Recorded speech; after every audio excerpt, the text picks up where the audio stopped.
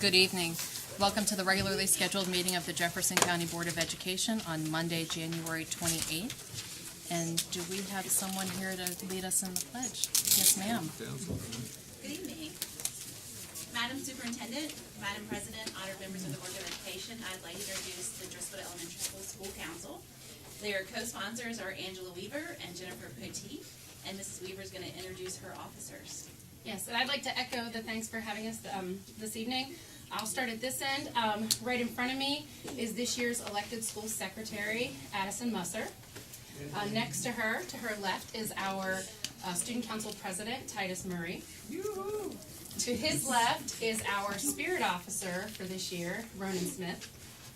To his left is our public relations officer, Michael Wright. And down on the end there is our vice president for the year, Aiden Heaton.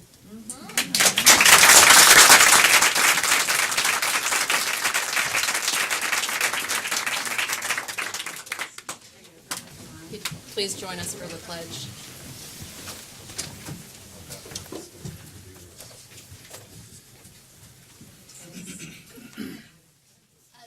Allegiance to the flag of the United States of America and to the republic for which it stands, one nation, under God, indivisible, with liberty and justice for all.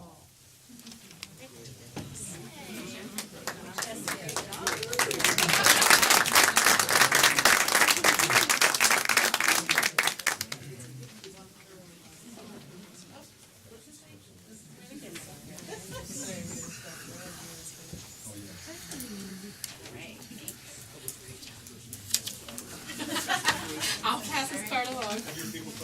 Okay. Unless you want to take the whole thing.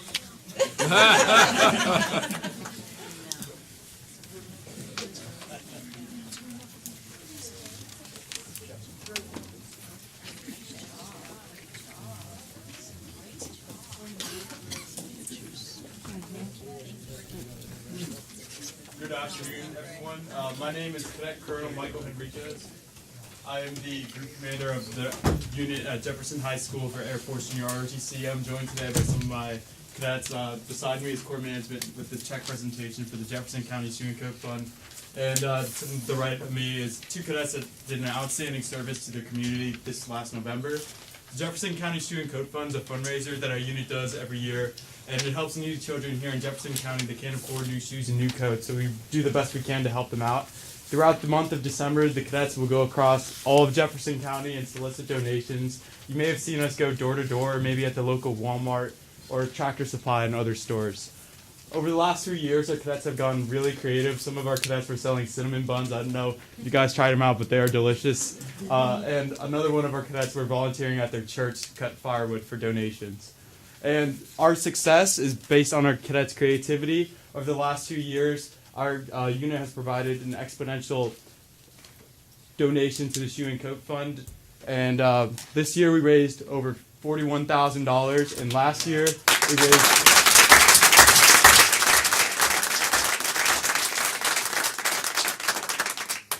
And in the last 2 years we've raised over $90,000.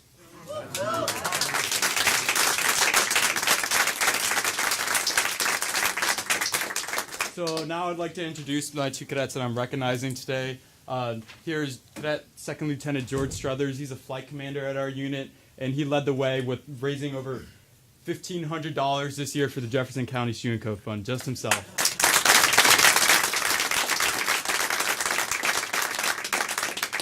And I'm also joined by Cadet Airman First Class Jared Day. Jared Day is a first-year cadet, and he took the initiative leading his class and raising $1,450 this year for the Shoe and Coat Fund.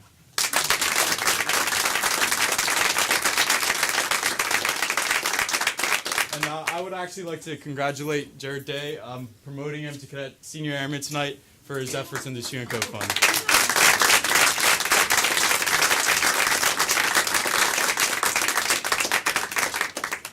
The Shoe and Coat Fund brings the best in our cadets. You've seen our service to our community, and we are glad to do this. It's one of the greatest fundraisers we've ever done, and we're happy to leave an everlasting impact in our community.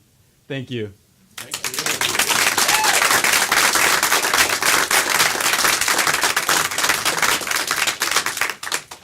I'm Mary Ellen Lloyd from Pupil Services, and I administer the Shoe and Coat Fund. And every year, these students make me cry.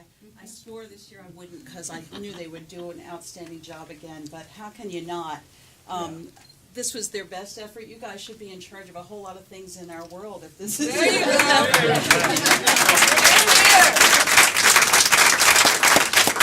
Already this year, the Shoe and Coat Fund has provided school clothing for 65 students. And we generally outfit a student, which means 5 sets of pants and shirts, 2 pairs of shoes, a sweatshirt, undergarments, a winter coat, and boots. We've also put over 250 coats in our schools so that before the winter break, if there were kids without coats, they could easily grab a coat with no application, no rigmarole. And for the first time this year, we put hundreds of hats and gloves on school buses so that when bus drivers saw kids who were inadequately ready for cold weather, they could just slip them those things. And that is in large part due to the efforts of these students.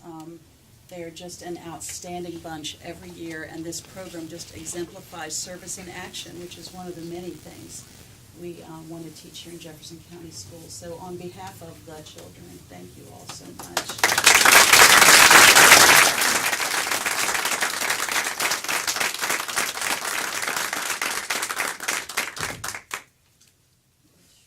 Get together with the board for a picture right in the middle there.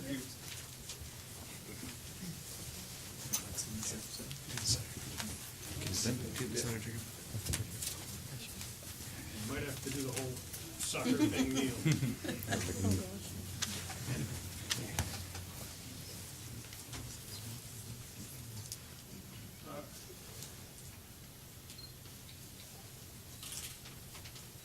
All right. Thank you. She needs one more.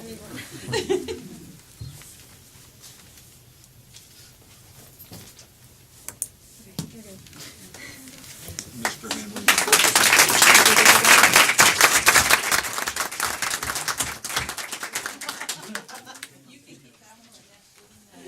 Thank you. Thank you very much.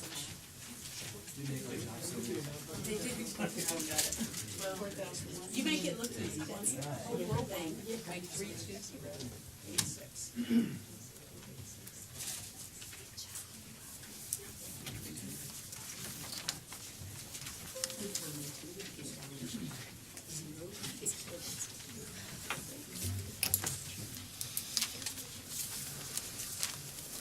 All right, it's time for our monthly recognitions to see some of the outstanding things happening with our staff and our students here in Jefferson County Schools.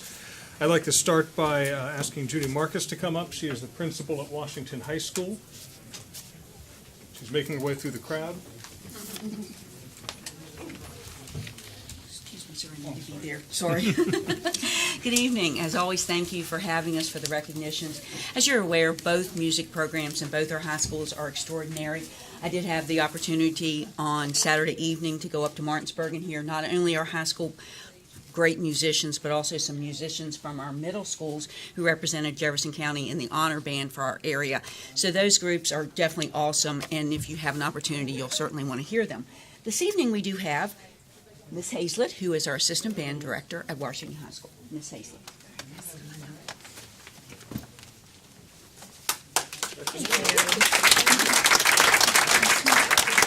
Thank you, Mrs. Marcus. Good evening. Dr. Gibson, Mrs. Skinner, members of our Jefferson County Board of Education. I am Lisa Hazlett, the Assistant Band Director at Washington High School, home of the Patriots. On Saturday, December 8th, I had the privilege of escorting students from Washington High School to Morgantown. So they took a weekend to do this for the opportunity to be considered for the 2019 West Virginia All-State Ensembles. These students went above and beyond the regular classroom curriculum and prepared themselves to musically compete against hundreds of other music students from our great state. I'm proud to introduce these 4 students. We had 7 total who will be representing Jefferson County Schools and the Washington Patriots in these prestigious performing ensembles March 6th through 9th in Charleston. Our 2 all-state orchestra students, we have Evan Miller here tonight on trombone, so congratulations to Evan.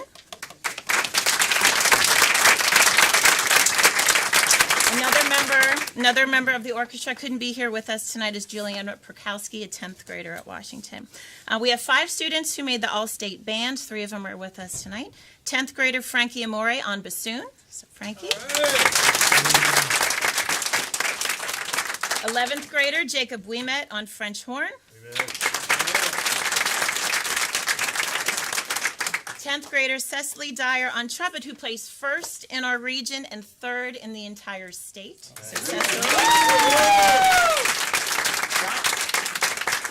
And the 2 other students who couldn't be here tonight, 10th grader Jackson Snyder was the only baritone saxophone player chosen from the whole state to be in the band. And also 11th grader Ryan Walker on clarinet, and he plays first chair in the entire state. So congratulations to these students. Thank you. So, and just for the students here, Mrs. Marcus, Mr. Schoen, and I are very proud of your being selected to these ensembles, and we know that you're going to represent our county and our region very well. So congratulations to you. Well done. Good job, guys.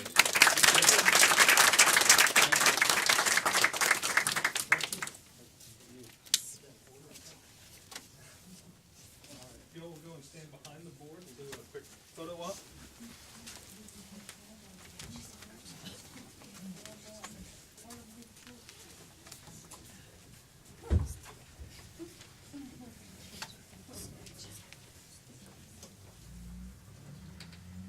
All right, everybody, be sharp on 3. Frankie, open up your certificate. Open them up. Open them up. There you go. 1, 2, 3. One without the flash, just in case. Well done. Thank you all. Thank you, everyone.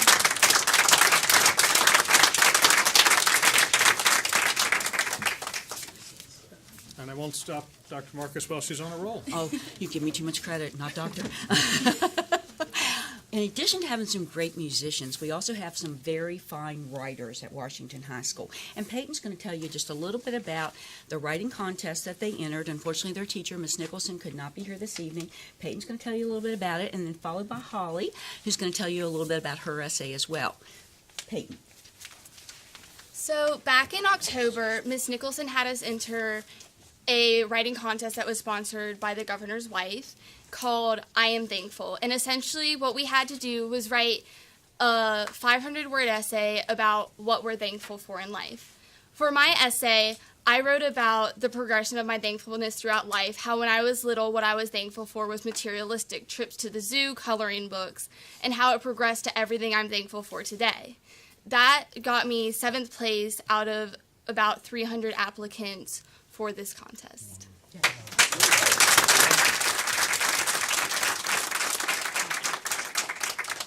My essay was more about how we need empathy and to communicate with each other so that we can all have more things that we're thankful for and more things that are more like, companionship, freedom. I lived in the Middle East for 3 years of my life, and I just came back here, and I love how much freedom I have now, how I can just go out onto the street and wear whatever I want. It is so liberating, and I hope that everyone can feel that way.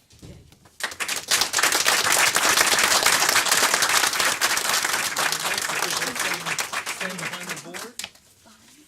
Yeah, right around there. Inside this rope for Miss Skinner.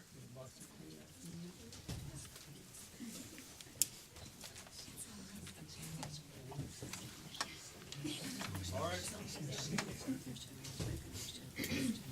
Thanks on 3. 1, 2, 3.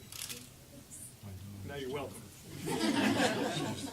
All right. Thank you very much. Well done.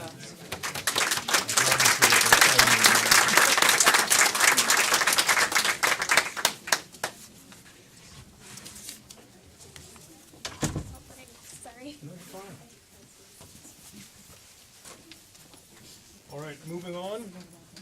You'll notice on the agenda, Jefferson High School also had some members of the All-State Band. I have to give them a call and find out why I'm holding this and they're not here to take pictures, because that's what I like to do. But we'll make sure that they get recognized and get those certificates. Also, Donna Kidweiler wanted to be recognized for her 25 years due to an oversight.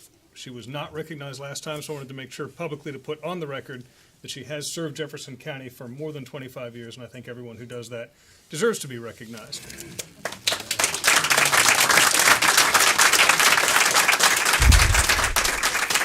All right. For anyone who doesn't know about our Spirit of Jefferson County Schools Award, every month we like to look at one of our service personnel and one of our professional employees and recognize them for the outstanding spirit that they bring to the workplace.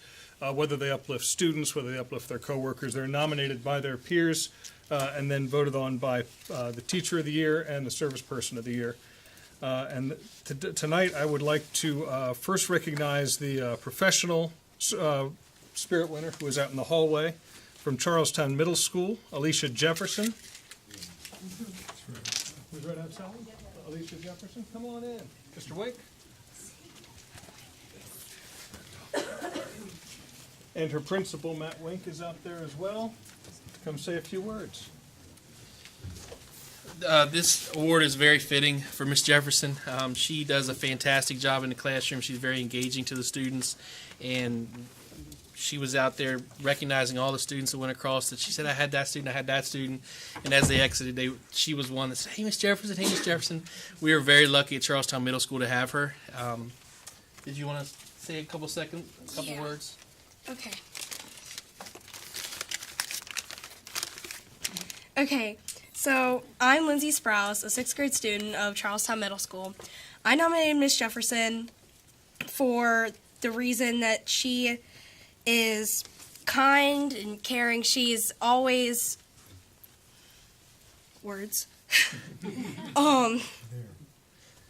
always there. Yeah, she's always there. You're never afraid to talk to her, and whenever you need something, she's always there, not only as your teacher, but as a friend and as someone you know you can talk to without being afraid of judgment or another word.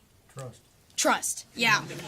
So, yeah, Miss Jefferson is really deserving of this award, and she really is worth it.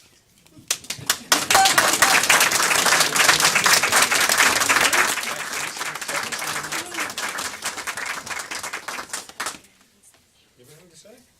Nope, all right. You come right around for your photo op. Thank you. You go with it?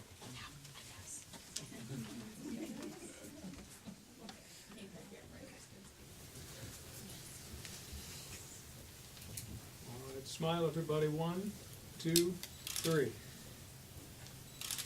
One without the flash. Well done. Thank you.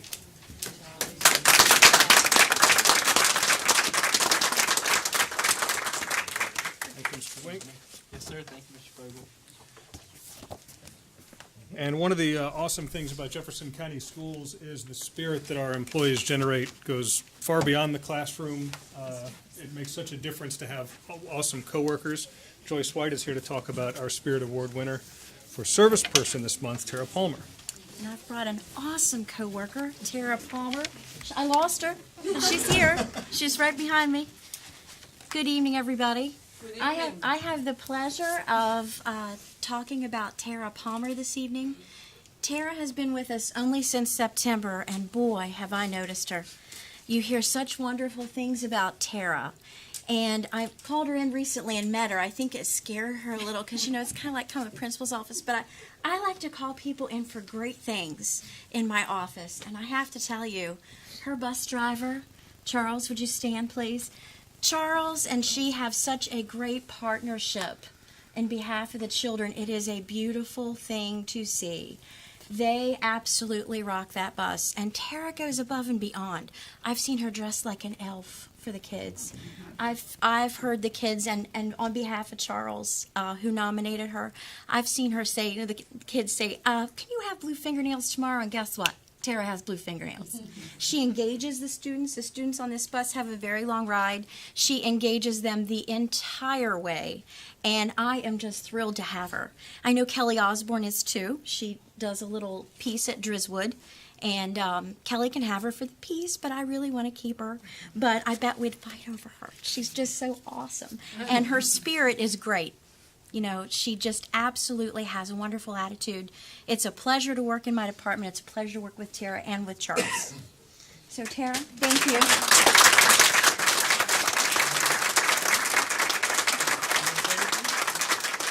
Come on, Charles. They're a team. We've got to take the picture with the team, right?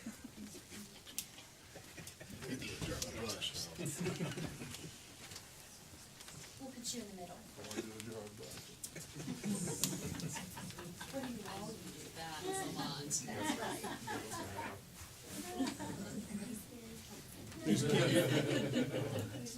Please keep your arms and hands inside the photo at all times.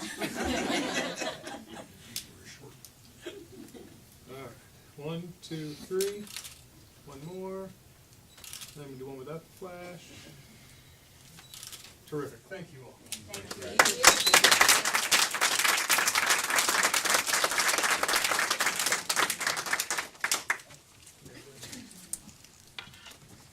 This is going to take some doing. All right, folks. Come on in. Where you go? File in both doors. I can't really do justice to our volunteer of the month. As folks know, volunteers very often make an incredible difference, not only for our faculty and staff, but for our school communities, and obviously in this case our students. And we'll let Karen Scott talk a bit about a man who was nominated 6 different times in 1 month for volunteer. So the kids are going to talk about the impact of just for 6 months. This serves for you. Okay, everybody. Okay, awesome. Thank you, Mr. Fogel. As you know, my name is Karen Scott, and I am in charge of the Right Denny K Kids and the Charlestown Middle School Builders. We are a community service group of the Charlestown Kiwanis. We do a lot of things in the community, but this is one time that we've had nice things done to us. Our volunteer of the month is Mr. Chesta Sixma, and I'm not going to tell you any more about him. I'm going to turn it over to the kids because they really want to tell you all about Mr. Chester. First up is Sophia Fisher. Hi, I'm Sophia Fisher, the 4th grade representative of K-Kids. And I wanted to say a few words about my friend Chester. When I sat down to write this, I found it very hard because there was so much I wanted to say. When I met Chester, I never thought he would show me so many incredible things. Not only has he taught me to play and love the game of chess, but he has taught me to never give up, and push forward. He has taught me to love unconditionally and to always be kind and generous with my time. Chester is a sweet man who brightens my day, and I'm so grateful that I met him. Over the holidays, I wanted to give back to Chester, so I asked my mom if we could use some of my college money to buy him a home. After searching the internet, I realized the college fund wasn't enough to buy the home I thought Chester deserved. So my mom helped me put together a GoFundMe page to help raise money for Chester. Many people donated, and I was super thankful and hopeful. While we were fundraising, Mr. Bob gave us the good news that Mr. Chester will be moving into an apartment. This made me so happy. Well, I still wanted to buy Mr. Chester a home of his own. My plan right now is to use the money I raised to help furnish his apartment. I can't wait to go shopping with you, Mr. Chester. Mr. Chester, thank you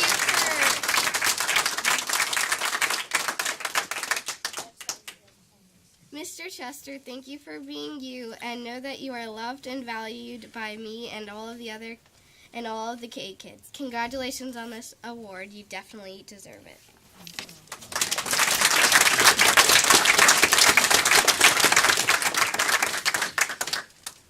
Hi, my name is William Morello. I'm my 4th grade K kid. I tried many times to beat Chester, never did, but it was always fun trying. And I'm very grateful that Chester taught me how to play chess. And Chester really deserves this award. He helped a lot of kids know how to play chess.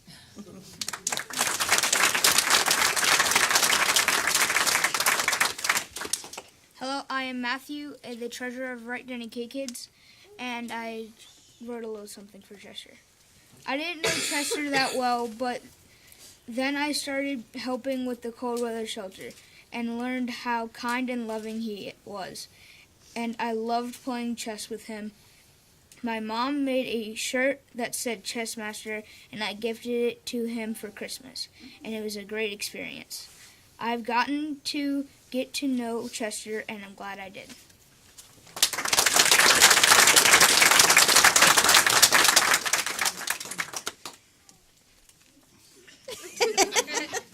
Hi, my name is Nathan Middleton. I am a third grader at Wright Denny Intermediate School. This is my first year in Jefferson County Schools. I joined K-Kids, and that is how I met Mr. Chester. He teaches us how to play chess. He has made me a better chess player. Mr. Chester was also the pirate Santa at Calico Jack's restaurant. He made a great Santa. Mr. Chester starting a chess club where we will learn to play competition chess. He really cares about all of us K-Kids and wants us to continue to learn and play and do our best. Mr. Chester is a veteran, and I want to thank him for his service to our country. He does all of these things with us knowing we are going to a nice warm home, even though he doesn't have a home to go to. We love you, Mr. Chester, and we appreciate what you do for us. One day I will beat you in chess.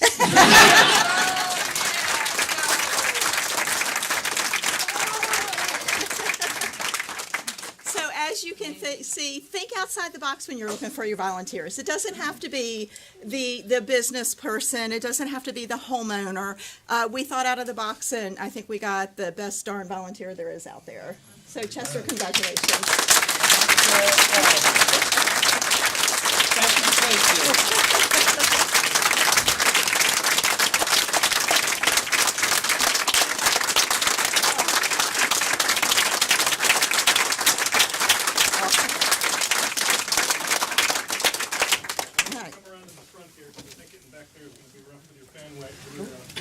I know he's got the biggest fan club. Back up just a bit, and I might have to ask the board to lean a little.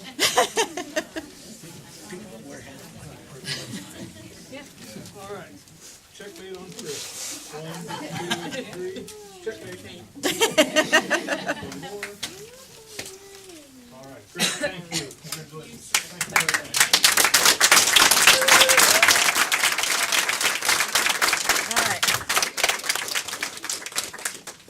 Forget there's plenty of opportunities to volunteer with Jefferson County Schools. Nice hat, Chester. Thank you, everybody, for being here. Good job, Chester.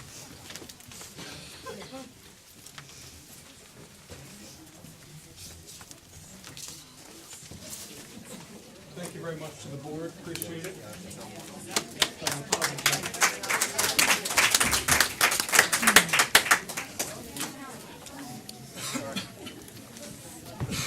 Well, we're gonna jump back up to 2B for board president's comments. I thought following the shoe and coat fund was gonna be tough, but man, that's a really hard act to follow.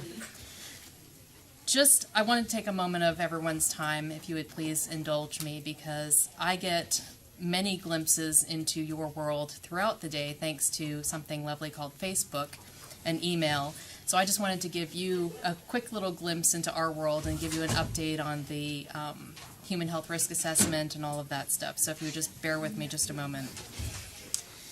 I've always said that serving on the school board is a privilege that I describe as the most time-consuming, energy-sucking, almost volunteer but important job there is.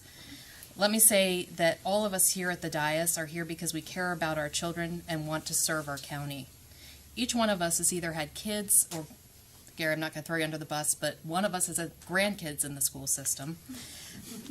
And so we truly do care about the school system and our county's children.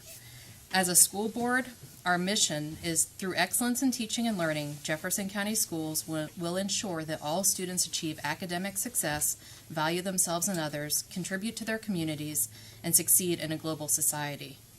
Lately, we found ourselves with quite the conundrum, protecting our children outside the classroom. We found ourselves in a position where we're having to worry about basic things outside of our mission, like air quality and water safety, that we normally rely on others to provide. I can honestly say that we are genuinely trying our best to protect and ensure our students' health and safety. Last fall, we came to an agreement with Rockwool to complete an independent human health risk assessment.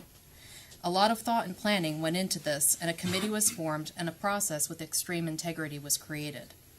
We went to such lengths to get an unbiased independent committee that we took all of the applicants and plugged them into our program used for random drug screening.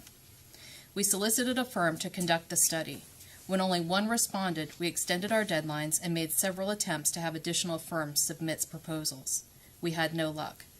At that point, we had the committee score using an advanced rubric that a lot of thought went into the one company that submitted a proposal. Using the scoring rubric, that company scored in the 90s out of 100 points. They met all of the criteria and seemed like a strong candidate. At that point, we took a vote to engage Gradient, and the committee took a vote, not the school board, took a vote to engage Gradient or start the process over. For me, it was an extremely tough decision because it was a decision between using Gradient, who seemed like a qualified company, or starting over, and the next best alternative at the time seemed to be a Danish company. That didn't seem like the best choice at the time. Before I cast my vote, I had a conversation with a member on the committee that had concerns and voted no to Gradient. We both felt stuck, but also wanted to get the study completed. During our due diligence process, it was brought to our attention on January 11th that Gradient may be a biased company. At that point, we put a halt on the decision and gave them an opportunity to defend the accusations by the Center for Public Integrity, which seemed like a legit investigative reporting organization. Gradient declined to defend the accusations and withdrew their application. As of this morning, Rockwool has announced that they will still conduct a study using a firm of their choice. My message to Rockwool is that we demand that we get what we were promised, a truly independent and comprehensive study. We do not want a third-party analysis of their own data on emissions. All I ask is for your patience and understanding, knowing that we are trying our best to protect all of our children. As we're working through this situation, we're also being faced with the state legislature. The Senate Education Committee has passed a 139-page bill that has the potential to gut the public education system. So please understand that we are working to complete our mission for our 9,000 plus students and our 1,200 employees, as well as ensure our children's air, water, and safety are intact.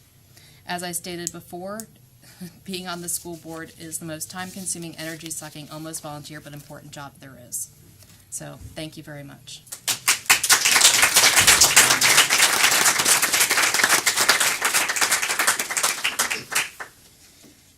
Madam Superintendent, do you have any comments this evening?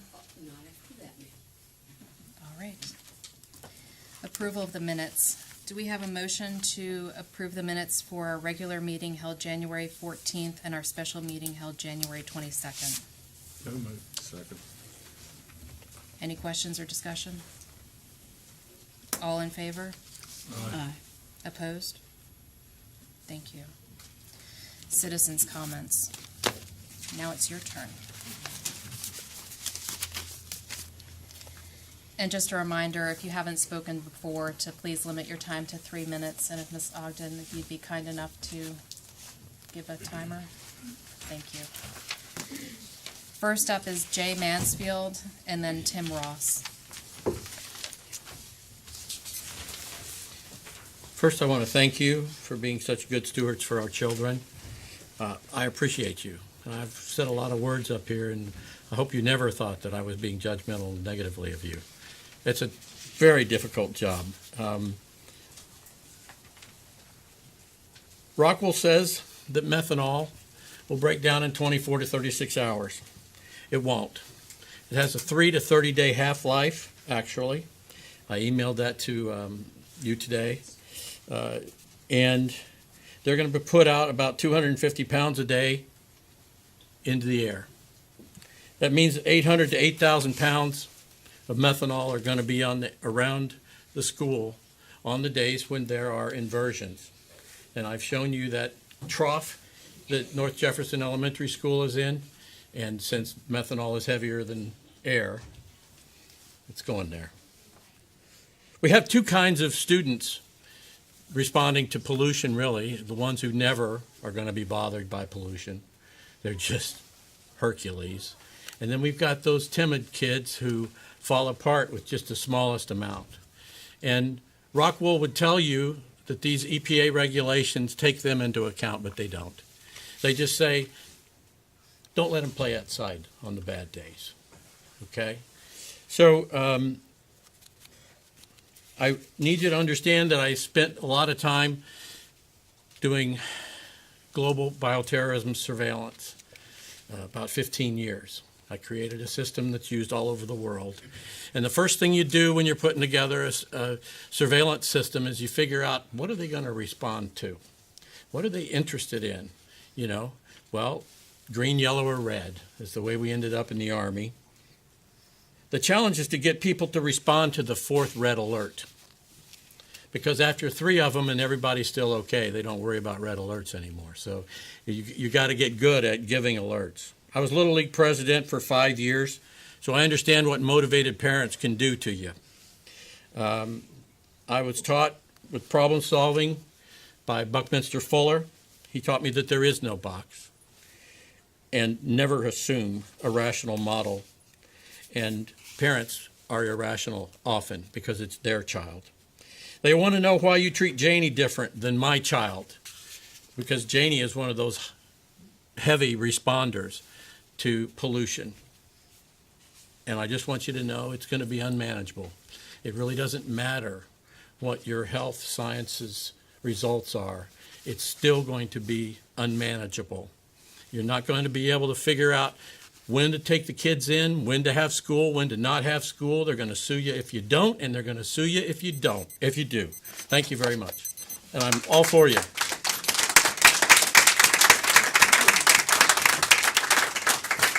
And after Mr. Ross, we have Bucky Chapman. Hi, I'm Tim Ross. First of all, I want to thank you for getting the bus to Fox Glen. Great thing. Thank you, Mr. Dingus. And do everything you can to defeat that omnibus bill. There's a couple of good things in it, but the way they're going about it is bad. So please beat it. I saw that Rockville was pulled out of the health assessment. Whatever they're going to give you is going to be garbage. Okay? If you give me 20 minutes, me and my colleagues could show you with a whiteboard or these displays what the hazards you are that you're facing. As I said last time, the data that's out of that permit is no good. Okay? You can't use that for a specific site. All right?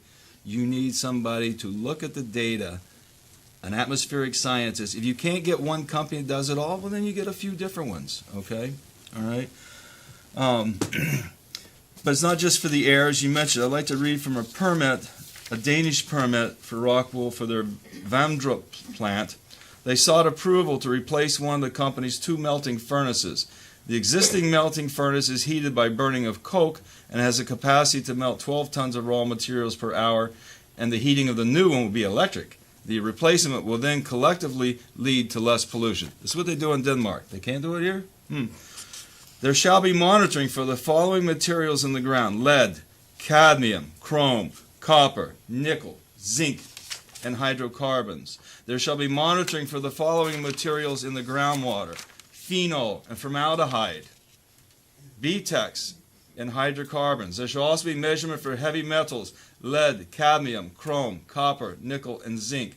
The monitoring of the materials phenol and formaldehyde in groundwater shall take place 2 times per year. Do you see the state of West Virginia calling for any of this? This is Denmark. So it could be that's why JUI wanted to get that well out of there, because then you wouldn't have to be monitoring for all of these things or finding all of these things, and then Rockwell would have to have a fight. Okay, the story you released today, I find was very deceptive. It's like, oh look, January 28th or 29th. 14 months ago, November of 17 is when you all signed the easements giving the water to to JUI. I found that very deceptive, which doesn't build my trust up. Okay, the easements you've given them and the pilot provide assistance and revenue to Rockwool. It's not that you're not even fighting them, you are helping them. You may not intend to, but that is what's going on. I think it's time for you to make a stand, all right? Decide kids or Rockwool. Drop out of the pilot. I have 2 rhetorical questions I will close with. Do you really think that Rockwool is going to sue a board of education for defending the health of its children? Second question, and do you really think citizens will support a board that does not stand up for the health of their children? Not this one. Thank you.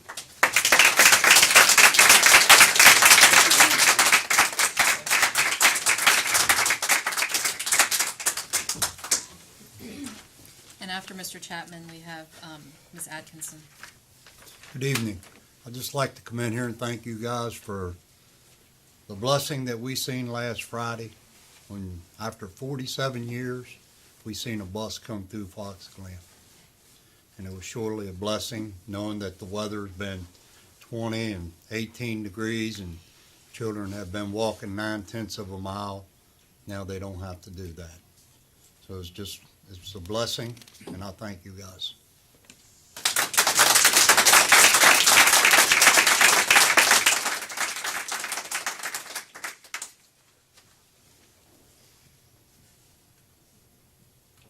Atkinson? Lene? Atkinson. There she goes. And after her, Grant Perliman. A lot of people here tonight. I apologize. I was outside. Okay, I'm here to speak to you tonight about Senate Bill 471, if you have been following it. You also know that I'm much better at reading my speech than giving it. So, here we go. Dr. Gibson, members of the board, good evening. I am Linnea Atkinson. I'm the president of AFT Jefferson County, as you know, and I am here to speak about Senate Bill 471. It is otherwise known as the Omnibus Bill. This bill is nothing short of retaliation against teachers, school service personnel, administrators, and even the superintendents for our actions last year. I see nothing in this bill that would create a better educational system for the kids of Jefferson County or West Virginia as a whole. Charter schools siphon off public money for private profit. Having worked for a virtual charter school in Ohio, I can tell you personally and very truthfully that the bulk of the money the school received from the state was spent on advertising. So TV ads, radio ads, different ways to get the kids to come to that school. I don't see how that benefits students. The pushing through of this bill with zero input from teachers, school service personnel, or even administrators is nothing but concerning to AFT. And I think Jessica can agree that EA feels the same way. We weren't even invited to the table. Don't get me wrong, I absolutely do believe that there is a need that our schools do need help across the country. Reformed, if that's the word that you want to use. But are schools perfect? No, they're not. But what is perfect when working with children? We are not creating some trinket in a factory here. We're dealing with people. But this is how we've been treating the educational system, not only here in West Virginia, but the U.S. as a whole. The system is broken.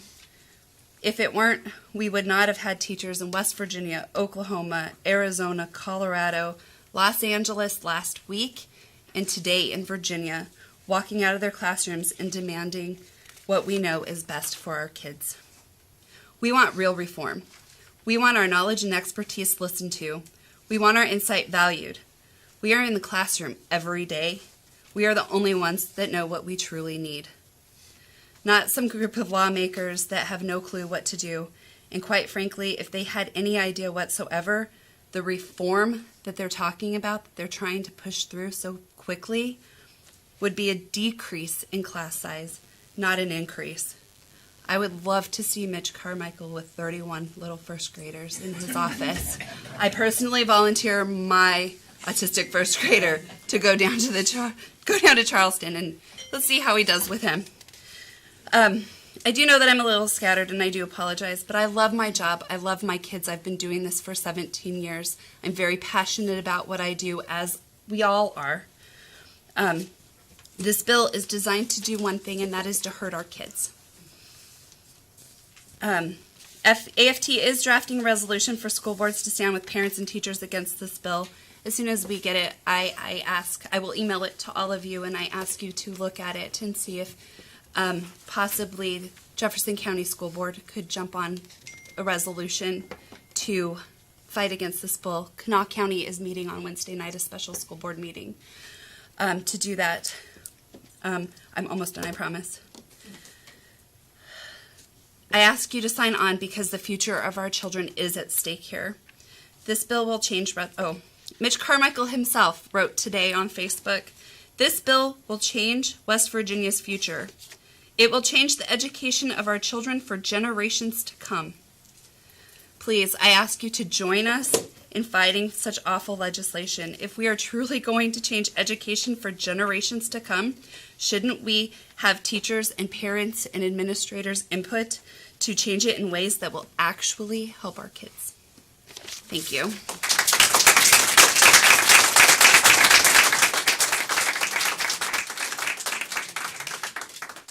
And after Mr. Perlman, we have Mr. Stork.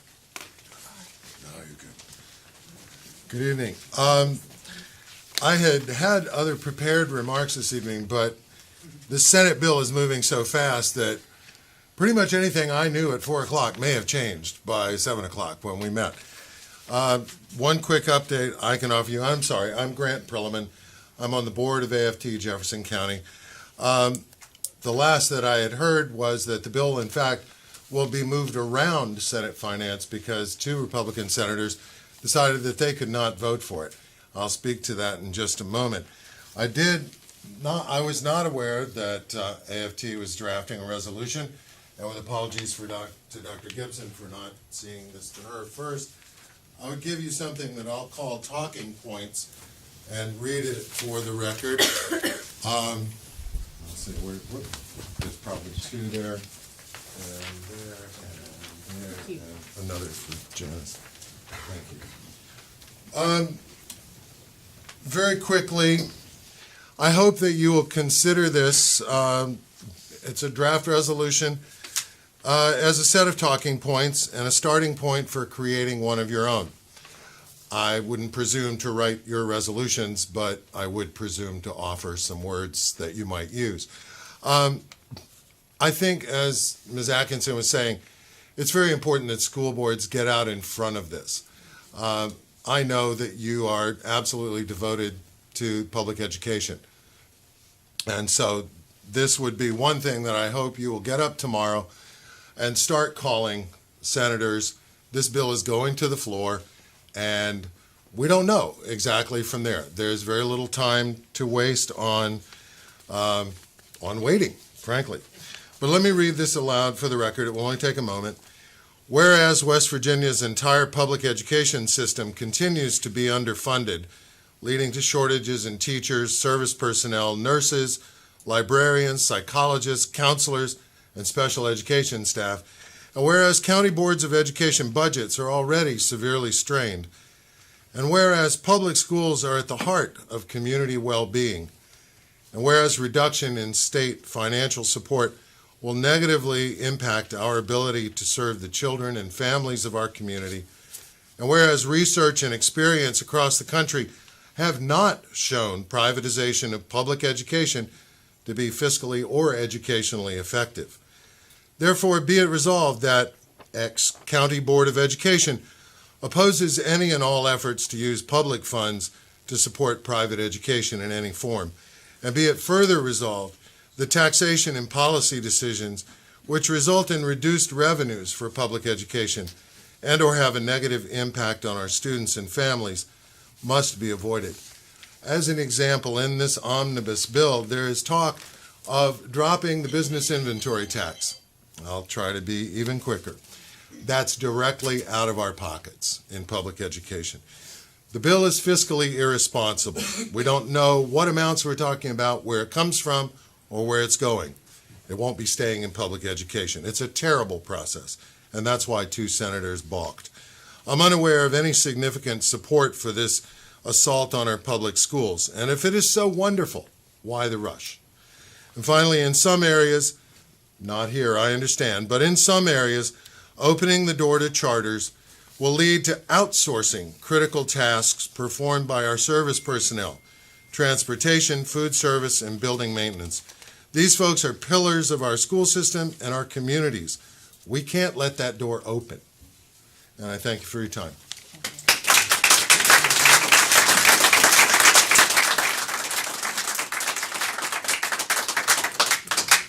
Paul Stork.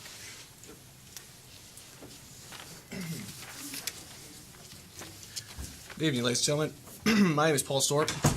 My middle son goes to kindergarten at North Jefferson Elementary School. My oldest goes to Jefferson High School. I come here to talk to you about something I've noticed. About 2 weeks ago, I attempted to locate the contact information for North Jefferson Elementary School principal from their website. However, after about 10 minutes of very fruitless searching, I gave up out of frustration. So, like anybody else, I went on Google, and it took me about 5 seconds to locate that information. That's unbelievable. It's because of this frustration I'm speaking tonight. Last night I attempted to access the information that you all have posted regarding Rockwool. However, that information was buried so deeply within your menu system, it was as if it was almost never there, which is shocking. You are supposed to be providing this information to us. However, I was able to learn about the new principal that was hired at Wildwood, the new resource officer, and a former student that was on a Nat Geo special, but not Rockwool. Because of your guys' this board's as a whole, your duplicity in this Rockwool incident, you owe it to us, the residents, the parents, and the students, to ensure this information is being presented as close to the main page and as clearly as possible. Therefore, I propose the following to you. First off, in order to ensure that this information is readily available, this board must relocate all Rockwool-related information to the following web address: boe.jeff.k12.wv.us/Rockwool. This should be right off the main page, instead of burying it in a layer of menus that is almost 4 layers deep. This info, good and bad, must be front and center for all to see. Second, a permanent button or link should be featured on the main page and the first level of menus across all of the district's schools and websites. Third, a handout should be distributed to every student to bring home to their family in the school district. This handout must have information stating what Rockwool is, where it is proposed to be located less than a half mile from my son's school, and a link to the district and BOE Rockwool information site. Good or bad, everyone deserves to know what position that you, as a board, have placed our students and our residents in. You are party to this. Please, fix this. Stop Rockwool.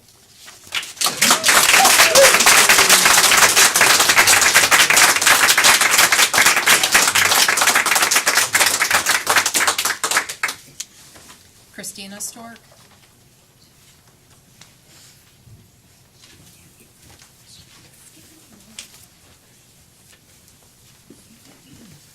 Where do I give you guys this copy at? I'm starting it right here. I'll just send that right here. All right. Tonight I would like to address the superintendent. As parents, we do not see Rockwool as a political issue, but rather a health and safety issue regarding our children while we trust them into your school's care. And we ask that you start treating it as such. With that being said, we want to know why you still haven't notified all the parents and guardians of the students that attend North Jefferson Elementary with information about the coal and gas burning plant that is being built less than half a mile from our children's elementary school. You have information from the American Academy of Pediatrics, the American Lung Association, the World Health Organization, and many other organizations about the damaging effects long-term continuous exposure to pollution has on young growing children. Yet you still are not informing parents and guardians. Why? We also want to know why you're not allowing important information from your own website regarding Rockwool to be posted on the North Jefferson Elementary's Facebook page. It is your responsibility to keep them informed about the well-being and safety of our children. You need to start letting people know what is going on and how you as a board got us here. All of the parents and guardians have a right to know, and you have a duty. You have the duty to keep them informed. Thank you.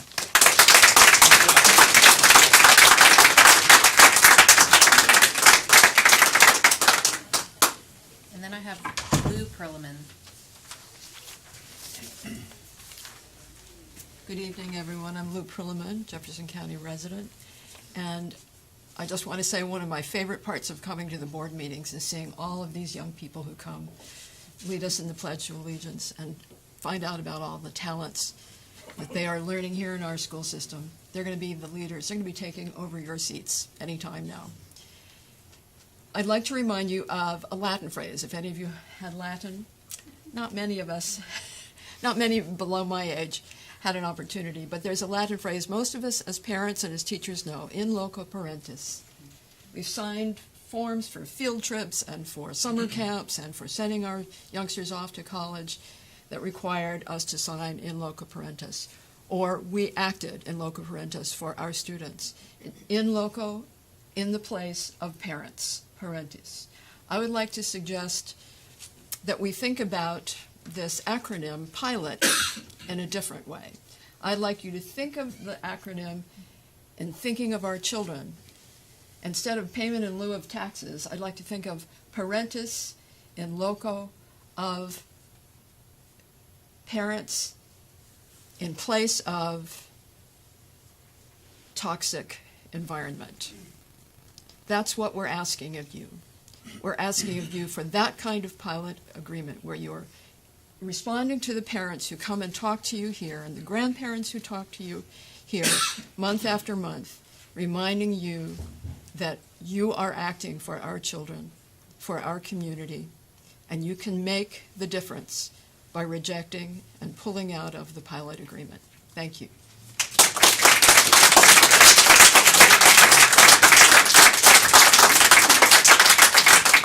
Next is Sean Amos, and then Nancy Gregory. Good evening, board. Thank you for having us up here again. It's always so refreshing when you come in and watch the kids come in here, talk about all the great things that they're doing for our community. And we come here month after month after month wondering when the board is going to do something great for our community in protecting these same kids.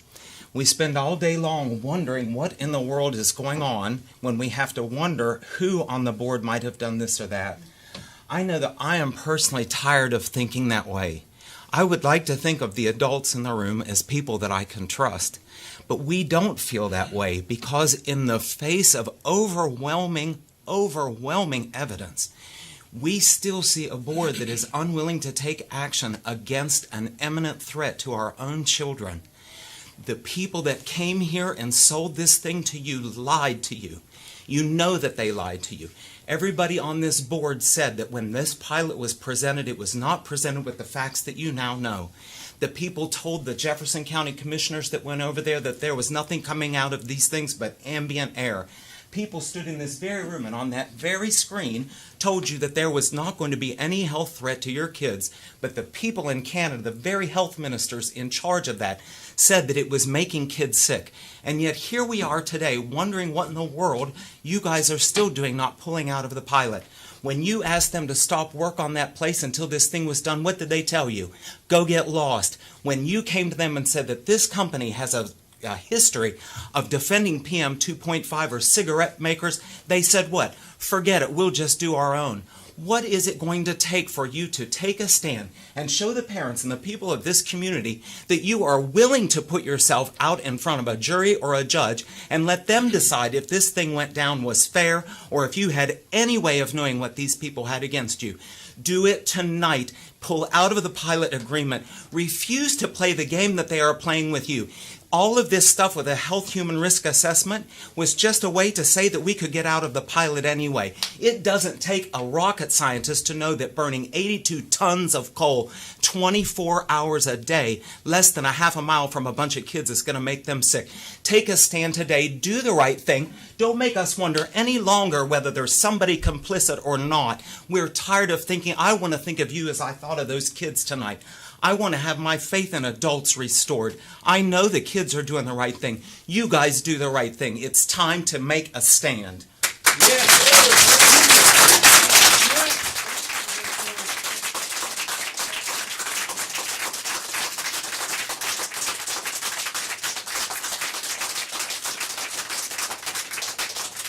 a hard act to follow. After Ms. Gregory, we have David Tabb. So I found this article, 3 Lessons from Denmark for Investing in People and Places. It's a very good article. In it, it talks about Copenhagen being considered the world's most livable city and has led the way in improving the quality of life for its residents through integrated planning that puts people first, investment in the environment and social programs, building on community assets, addressing needs of residents and incorporating regions' values, public space, equal access to transportation, green space, playgrounds, people's well-being at the center of urban development. Does that sound familiar? That's the original plan for Jefferson Orchard. I applaud Denmark's commitment to addressing climate change, including its pledge to eliminate the use of fossil fuels by 2050 and the clean air technologies that the Danish companies are developing. However, while exporting its pollution and greenwashing its product, the Rockwool Danes are doing so without consideration to investing in people and places where it goes. Unlike the corporation, we do not have the resources to fund expensive public relations campaigns that distort the truth. The company is violating its national values by bringing its company into Jefferson County. They invest in people and places. Theirs, not ours. So I want you to pull out of this agreement. It's time. Thank you.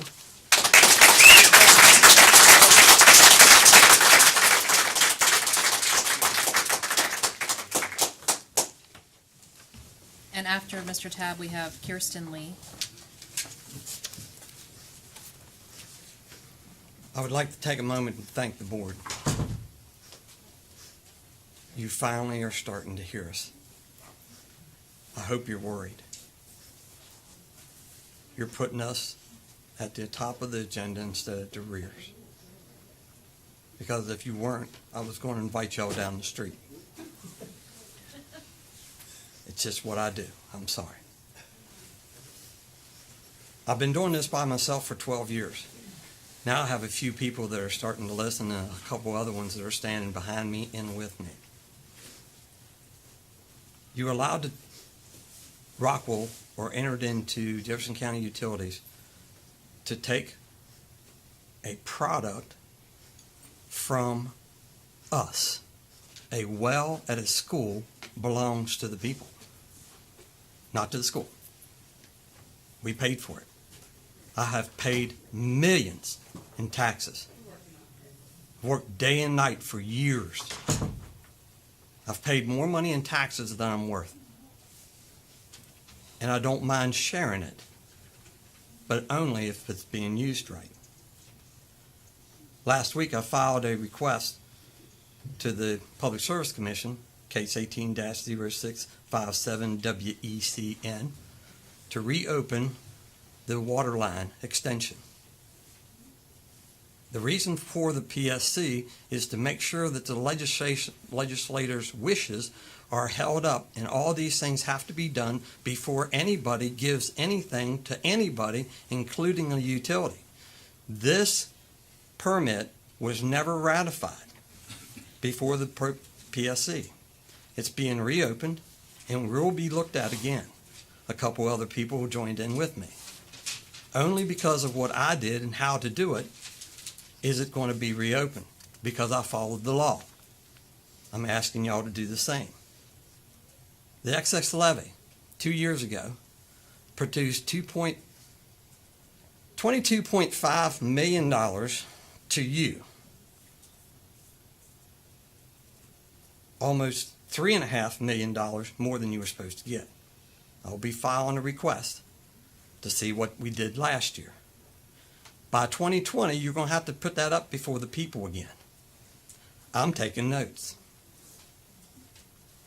It will have to come up for a vote. You could lose it.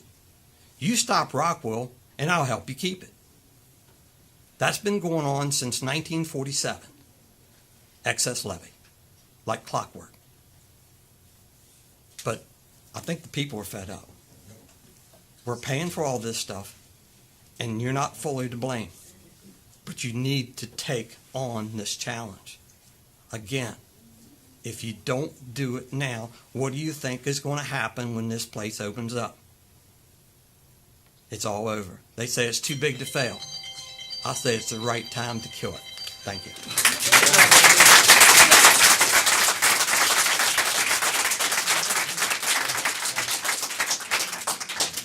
After Ms. Lee, we have Sharon Wilt. I'm Kirsten Lee. Like so many others, I was appalled to read Michael Zarin's response to the news of Radiant pulling out of the Human Health Risk Assessment. Yet again, they show their true face as bullies and as truth benders. Thank you for your words, standing strong against Rockwell's attempt to bully you. I and every other resident concerned about our children and our environment urge you to rescind the pilot agreement. Abraham Lincoln once said, "Public sentiment is everything." The current optics painted by evidence revealed that through FOIA documents, as well as the ongoing process, are painting an ever uglier picture about Rockwell, its supporters, and its impact. Throughout the process and in multiple arenas and countries, Rockwell has clearly not kept up with their promises. They promised to self-report and broke that promise when they failed to report their sinkhole violations. They promised to install air monitors to start baseline air testing and broke that promise too. These are just a few on the list of documentable lies that they have told that continues to grow. That they're trying to build a coal-burning factory generating hazardous emissions and necessitating constant truck traffic next to a school is unconscionable. That they're twisting this situation to try and take control of the health assessment is downright evil, but entirely expected. Please stand up for our children. Please stand up for our county. Please stand up for what's right and rescind the pilot agreement.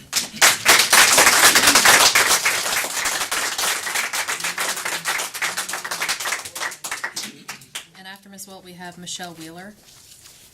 Good evening, ladies and gentlemen, everyone in the audience.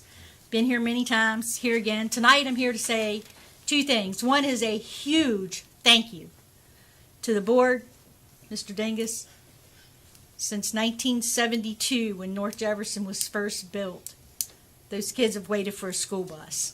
I watched one come by my house today. It was awesome to see those little kids hop up on that bus for the first time.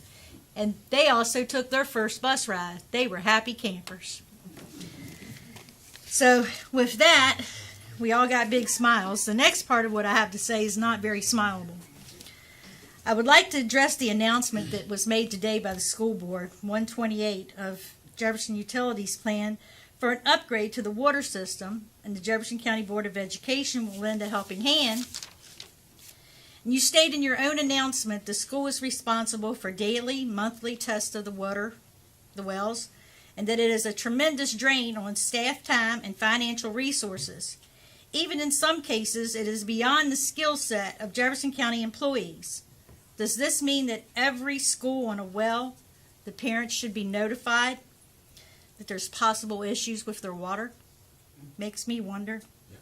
And how dare you, anybody that was affiliated with this, use Fox Glen as your ploy to sign over the water rights. Fox Glen didn't ask for water. Not one time, one place have I even seen Fox Glen Utilities mentioned, either by the owner, an owner representative, or anyone else that they wanted water.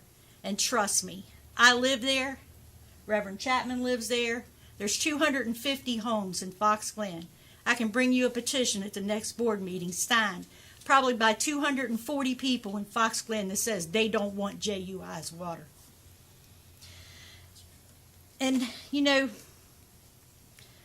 is that if that's the reason why you entered into the easement with JUI, do not, and like I said, don't put it on the 250 homes in Fox Glen. They don't want that. They don't want JUI's water.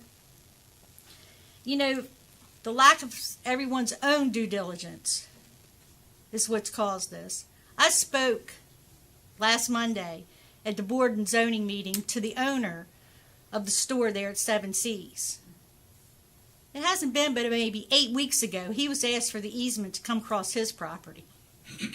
And we were at the Board of Zonings, and I'm talking not from a piece of paper right now, because they're going to tear down the old building there of Divas. I spoke to the owner's representative. He had just been asked on behalf of the owner for the easement to come across his property. Maybe 6 weeks ago. 14 months after you signed the announcement, today we get notice. This has been brought to light. Would you have brought it before 2 weeks ago when we stood here and heard Mr. Dingus tell us about it? I went back and I watched the board meeting, and I watched where the idea was sold to you. And even the word, that asbestos company. And it's like, oh no, not asbestos, came out. So did you know about the water before you knew about Rockwell? And finally, is there a place for Rockwell in Jefferson County? No, there's not. And to quote something that my granny would say, you sold the cow for a cup of milk.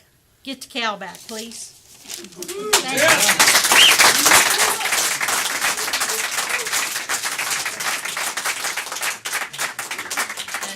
After Ms. Wheeler, we have, is it Nicola Bastian? So I'm Michelle Wheeler, and I'm kind of going back in time because I went to school in this building in 4th, 5th, and 6th grade. I was taking some time this afternoon to look over the West Virginia Department of Education's website, and I went to the policies page and was looking at a policy and number 202.06, which regards the citing of schools. And I'm just confused because I don't know how we got here with the whole Rockwell thing, because if the West Virginia Department of Education policy were being taken seriously, which I hope it is, then heavy industry would never be situated near a school. Now, I've heard some people say, well, it doesn't say that. It just says that you can't build a school near heavy industry.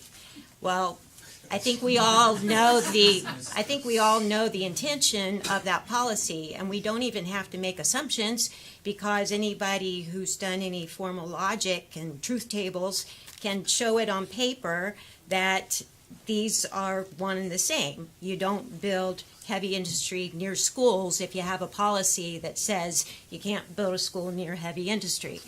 And I've emailed those truth tables to the department or the Board of Education, so I hope you all get that. And I would be interested in knowing or having a response. If someone could tell me, how did we get here? And if the West Virginia Department of Education's policies are being taken seriously. Thank you.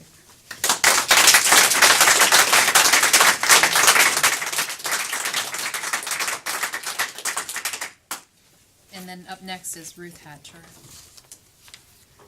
Mr. President, Superintendent Dr.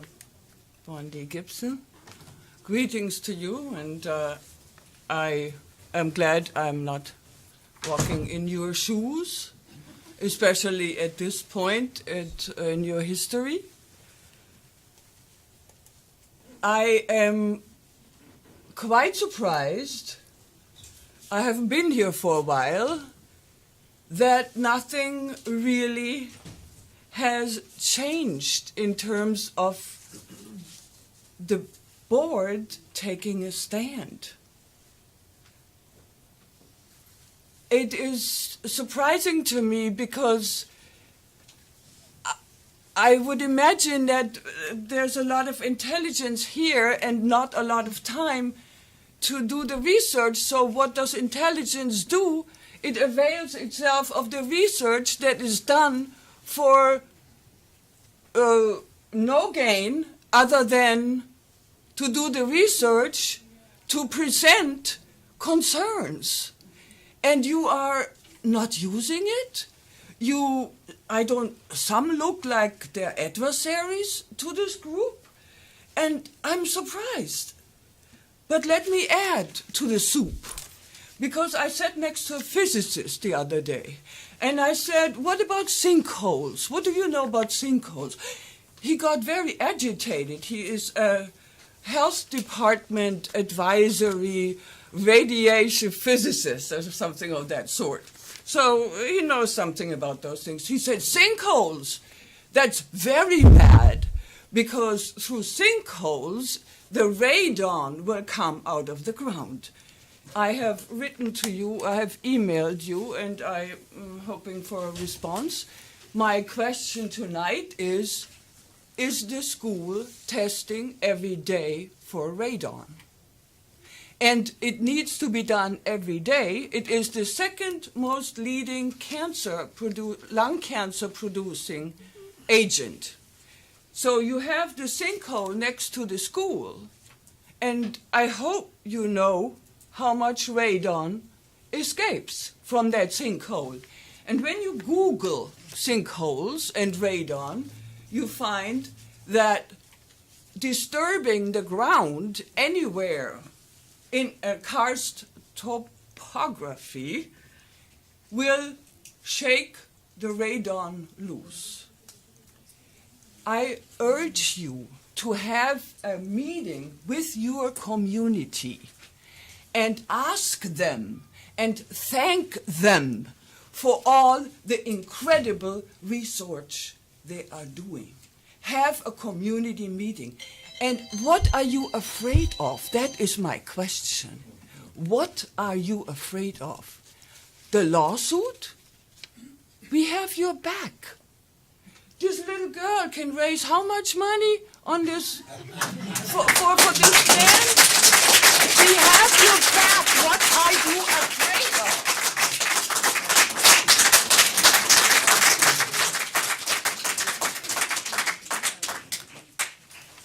Good evening, everybody.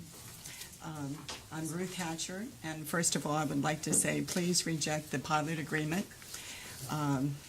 The health and happiness that it states in the agreement is interesting, because certainly pollution does not bring anybody health and happiness. In fact, it costs money for all the medical conditions that people will have, and it certainly doesn't make us happy in any way. And as your doctor said, put your head in pollution to feel better. Of course not, right?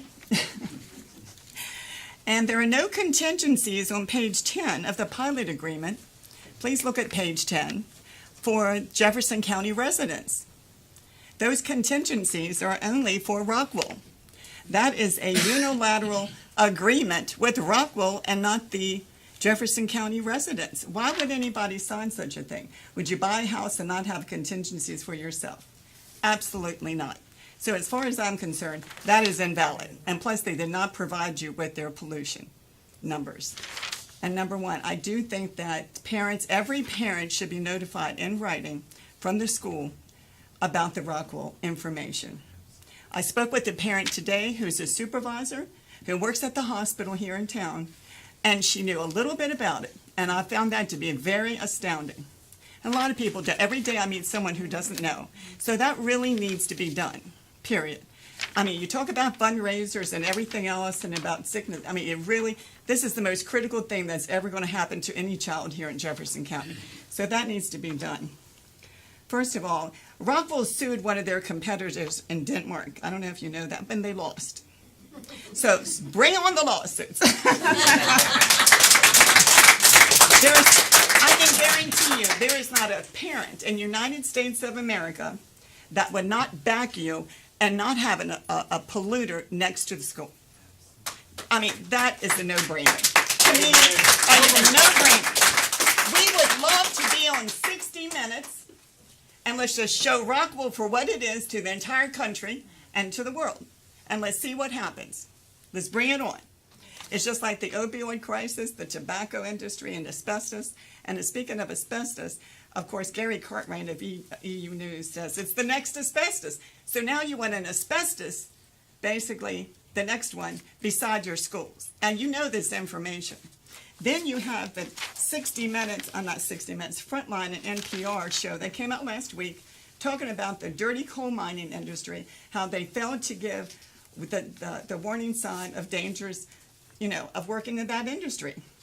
The coal mining industry lied, the government failed to protect them, and they have a rise of severe black lung disease because nobody protected them. Just like the poor little kids in Charleston, there's their teeth. Because the dentist in Charleston see their teeth rotting away. And can you imagine what's doing to the inside of their body? So, this is, you've got lots of information. And here's the air pollution and autism in Denmark study. December just came out. And guess what they say? Yes, it causes autism, pollution. And that's a Denmark study. And this is particulate pollution is killing off thousands each year in Denmark, a new report, University of Copenhagen, done in January 2018. How do you like that? But it's okay for us to be polluted. And then another statement by Denmark, transboundary air pollution is a problem that affects all of us and has great social economic consequences. Wow! Do you think that's going to happen? Ms. Hatcher, yes. if you would be kind enough to leave copies of those I with will. Ms. Harner so she could get You know those what? to I us, will be that so would happy terrific. to see that because this is in their own words, and it just is amazing to me. And plus, there's more about cold weather. When it's very cold tomorrow, the pollution is going to stay close to the ground. So there you go. Thank you very much. Thank you very much for everything. And this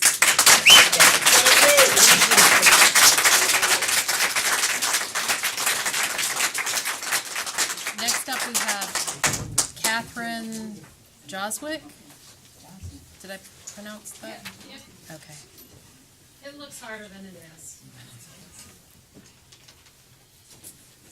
Thanks for letting us speak once again, and I'd like to thank you for the bus to Fox Glen, and also to say that most of us are appalled by the omnibus bill, and we are fighting just as hard against that as we do against Rockwool.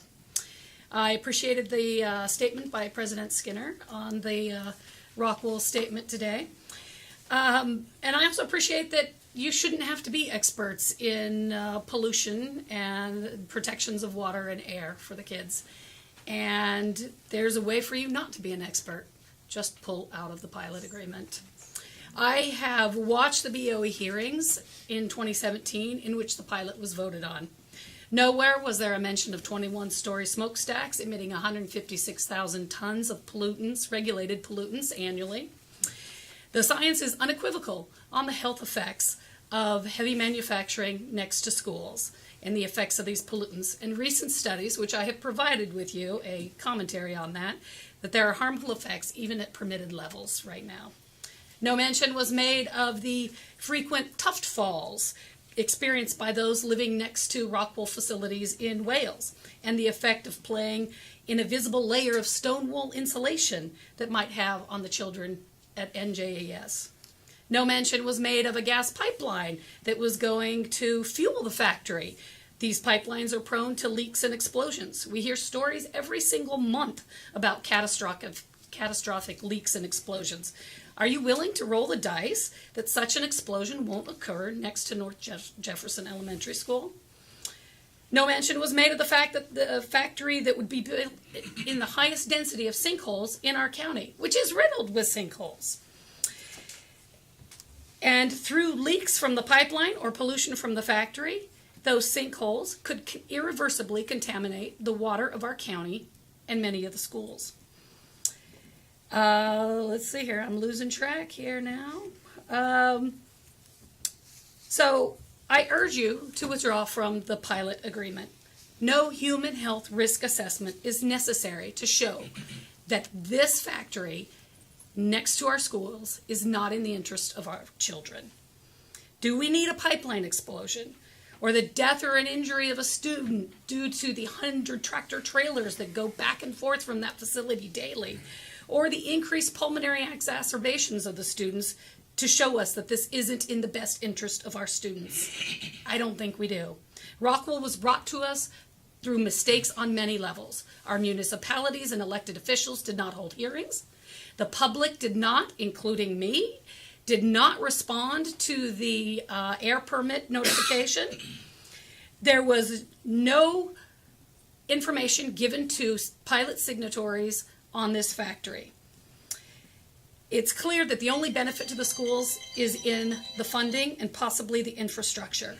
But we have a duty to protect the students, and this pilot agreement does not do this. There will be consequences to reversing course, possibly including a lawsuit. But I really hope that next year, when we come to a meeting where the Jefferson County student finalists from the governor's wife's essay contest talk about what they're grateful for, they can talk about how grateful they are that their community and their Board of Education came together and forced a greedy multinational corporation out of their county. Thank you.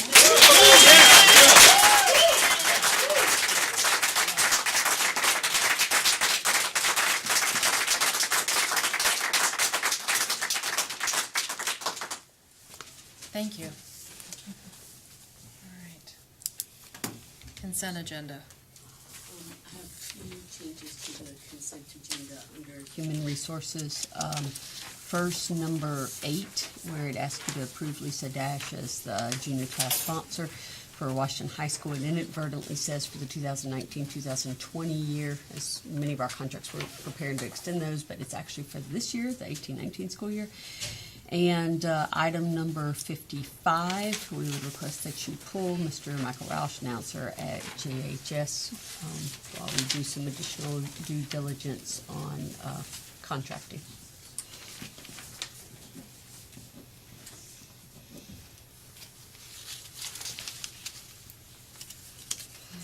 So do we have a motion on the amended consent agenda? So moved.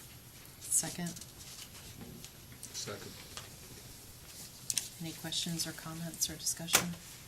Yes, I'd like to pull the treasurer's report mainly because the contents are in administrative content, and since it's on the consent agenda for the public and the items were mistakenly put under administrative content, I don't want to approve them without the public being able to see them. Okay, so just the treasurer's report, not the Actually, action? both the budget supplements and transfers were both put under administrative content.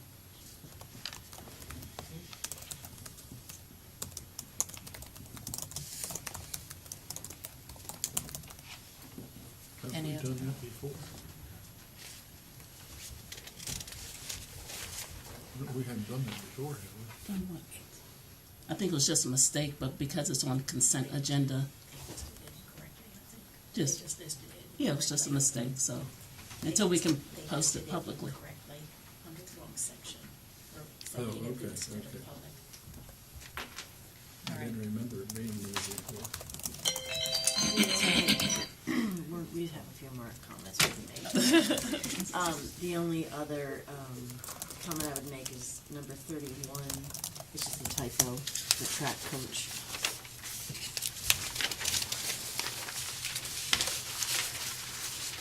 TRACK instead of Oh.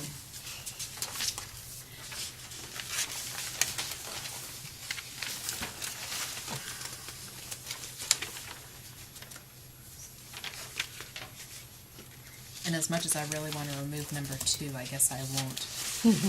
Amanda Thomas was one of our county teachers of the year one year. I do have a question, doesn't affect my vote, but we had someone who resigned June 30th, Amanda, and then another person from Wildwood resigned, Martha Roach, and I was just wondering the difference between your accepting of them and them being on our agenda. Sometimes it's simply timing. I mean, they all eventually go through the board, but sometimes what we're trying to do is accept them in time to post the advertising, because we've accepted the resignation so that we can post the position moving forward. The board, and I can pull and send you the board's vote for what criteria they would allow me to accept certain ones under. Right. I just noticed that they were both June 30th, 2019, so I was kind of confused on that. Can I share your sadness at Amanda Thomas? She was my son's first teacher when I moved here, and she's amazing. all 4 of my kids had her. Oh, really? So I agree. Fantastic. All right. So do we have a motion to amend the consent agenda to remove section 9B and C? So moved. Second. Any further question or discussion? All right, so we have a motion on the table to approve the amended consent agenda, removing items 9A, 9B, and C. All in favor? Aye. Opposed? Thank you. All right, unfinished business.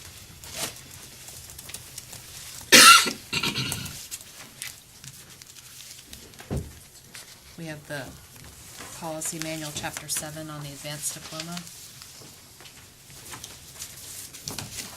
Good evening. You have a paper copy there at your desk if you prefer to read the paper other than digital.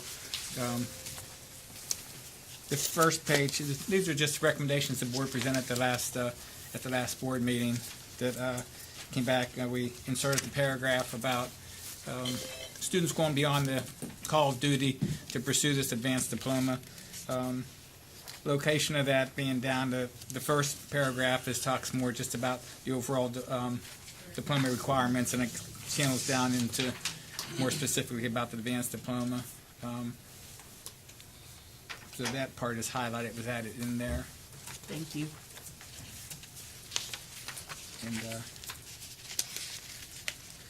the other parts over on the third page was highlighted, just the asked for the rewording of those across from the science curriculum, how we're wording those. Just fine tune the wording on that. We do still have clusters. We discussed whether our school systems have clusters or not as far as with the guidance department. I talked with them, and they still refer to those as clusters, so that's an appropriate term to use. But, so those, and we made it in a chart form. As you can see, it's a chart form. So it did save a lot of paper. It's a lot easier to read going through it, seeing them side by side. But, it's an excellent suggestion. But, so that's to the point there where, so I did share with you one other comment that we received. I think I shared that with you toward the end of last week, and it's difficult because I think that comment was saying, gosh, your 3.5 average is too high for students attaining advanced diplomas, and it's hard. Other people say we should make it more difficult. We had one principal thinking we shouldn't require the students to take the AP exam. The other said, I think we definitely should have that. So it is a challenging endeavor to get an advanced diploma, but there it is. Have we talked about what the advanced diploma may look like, or purchasing scrolls? Is that what they're called? The Cords. Cords. Yeah, we can certainly pursue the purchase of the cords, and I think we can have the diplomas so that they would be marked in a way, maybe have a seal on them. I'm not positive, but I think we can do that also. I mean, is that what we want to do? I think that the idea was that if the board approved the concept of it, that we would pull together the administration of both Buildings and the guidance counselors, because we do have a couple of different options to be able to present to the board, putting a seal on those or having there are certain standards that you have to have for West Virginia, whether or not you want a separate type of stole or a cord, or you have a lot of different options. And if we could get them to agree on what they'd like to present to the board, we can bring that back to you. But there will be something that separates them during graduation. Absolutely, yes, ma'am. That's the idea. Mm-hmm.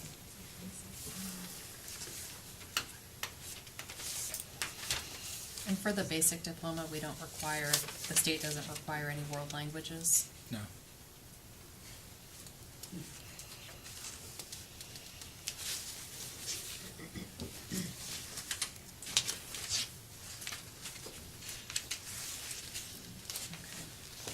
So do we have a motion to approve Policy Manual Chapter 7 Advanced Diploma?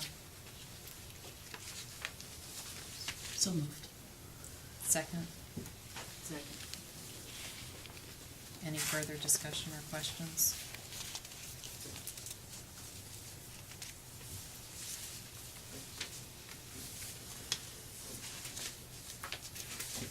And this is going to apply to the current freshman class, is that correct? Yes. Okay. All right. All in favor of approving the advanced diploma policy? Aye. Opposed? All right, thank you.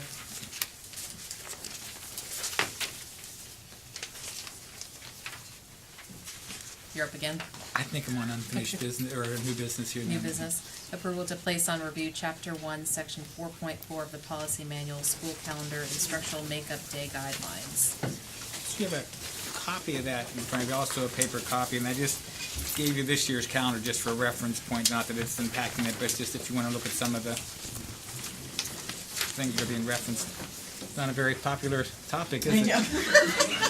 Is it something I said? I'm gonna leave you, Pat.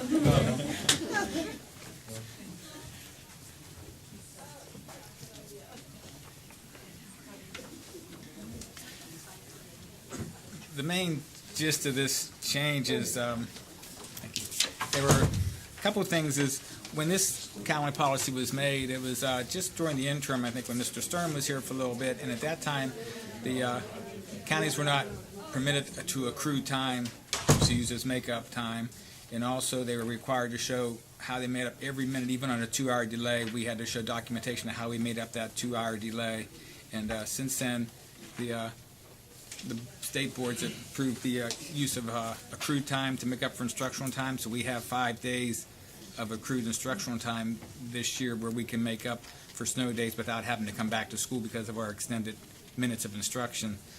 So if you remember, we had a couple snow days in November, and we talked about maybe we should use December 21st, I think it was, as a make-up day. We said, well, gee, our policy says we're not going to use any days until the second semester.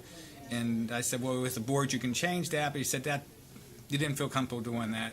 And so at that time, the suggestion was made, well, let's go ahead and change this policy a little bit so we at least have the option of making school up before the second semester. And that's what this policy attempts to do. It changes some of the wording to update the current language. As you see, no longer our out-of-school days are no longer asterisks. They're marked with O's on them on your calendar. But the key thing is the biggest change on this is saying that we can make days up before second semester. We can convert an OS day or a professional staff development day. And it doesn't say that you shall do it, but it gives you the flexibility to do that. I did get 2 phone calls today from people concerned, thinking they're going to try to take our Christmas vacation away and it's like, that's not the intent. And I said, I don't see any of our board members saying you're going to go to school on December 26th and 27th to make up. There was some concern that, yeah, but if they wanted to, they could do that, or maybe some other board in the future would do that to us. I mean, the intention is to give you flexibility of how that day before Christmas break starts, if you want to convert that from a staff development day or faculty, it'd be into a partial instructional day, then faculty senate probably, but. With these guidelines, we might want to look at the calendar for this year coming again, because we would not been able to convert December 21st off of this old calendar by these rules, because it's a CD day. Correct? Let me look at the options you have there that you talk about listing what the board can, what days you can change it. See on the second. So you can convert the out-of-calendar days, professional or in-curriculum development days. You have that number 2 there. That's an option that you could. You may utilize any of the following options to make up last instructional time. So it would give you the flexibility to do that. It's not saying that you would do it. No, but we probably need to look at this calendar we've made up for this year coming to see how these set of guidelines fit to it. Well, what we could do is put it out for review Right. and then look at the calendar along with the policy. Guidelines. Right. Yes. I would like to, just because Senate Bill 471 and just all of the anxiety that staff have at the state level, I would like to keep a protection in Jefferson County for our staff, which would be 4.4B, the out-of-calendar days that are protected, I like to keep that protection in there for them, so that there's no worry about us converting days in between Christmas and New Year's or a board after us while this policy would still be in effect. I think that's the least we could do as far as giving our people those non-tangible things. Because it does preserve the OSE day, those 6 days that were given in lieu of a pay raise during the strike in the late 80s. You know, those were still days that the board reserves. The out-of-calendar days are days that just basically don't exist on the calendar. You know, where the OSD days are days that. Is that 4.4B? Does that relate to 4.4B? If the Wednesday and Friday of the Thanksgiving holiday, as well as December 24th through January 1st, consist of out-of-calendar days, those days will be protected. I like to keep that in there. Well, so in that A, they it know. says that they're protected. It So- says they will not be converted. Then let's just keep it in there then. Don't strike through it. And then people won't wonder, ooh, what does it mean? Well, I suggest we just make a motion and put it out on review, and that'll give us 2 weeks to. But I like to put it out without that in it, just because I feel very strongly that we don't need to send that message to our staff that it's a possibility that those days will be unprotected. Are we looking at on the agenda to just put this out for review, or are we looking on the agenda to actually make changes to it? To put it out on review, but what I'm asking is that we don't put that out there on review. That You want this put on is review with not- that strike removed. Yes. I don't mind doing that. I hear exactly what you're saying. My only thought is, if there's any even discussion that we're gonna have, that may be removed, I would actually rather put it out there with that removed and get the feedback from the staff that they don't want that removed, and then we can take that off, rather than we're gonna put it out there and then we all discuss it in 2 weeks and decide, you know what, make sure that that's fine, and what happens if we do have a horrible snowstorm in the 1st of November, which is crazy, but it could happen, seems like lately. And we decided to change it where we're gonna go to school Monday and Tuesday of Thanksgiving week and just give off Wednesday, Thursday, Friday. I mean, I can't see a scenario like that happening, but you never know. So I guess I don't mind doing that. Either way, I'd like to have a discussion about it, but I think if this is how it was given to us from Mr. Blanc and the calendar team, we should put it out as they gave it to us, knowing that we may take that out, and let's see what comments we get back from them. And that's fine, because we have this videotaped meeting that can go out there.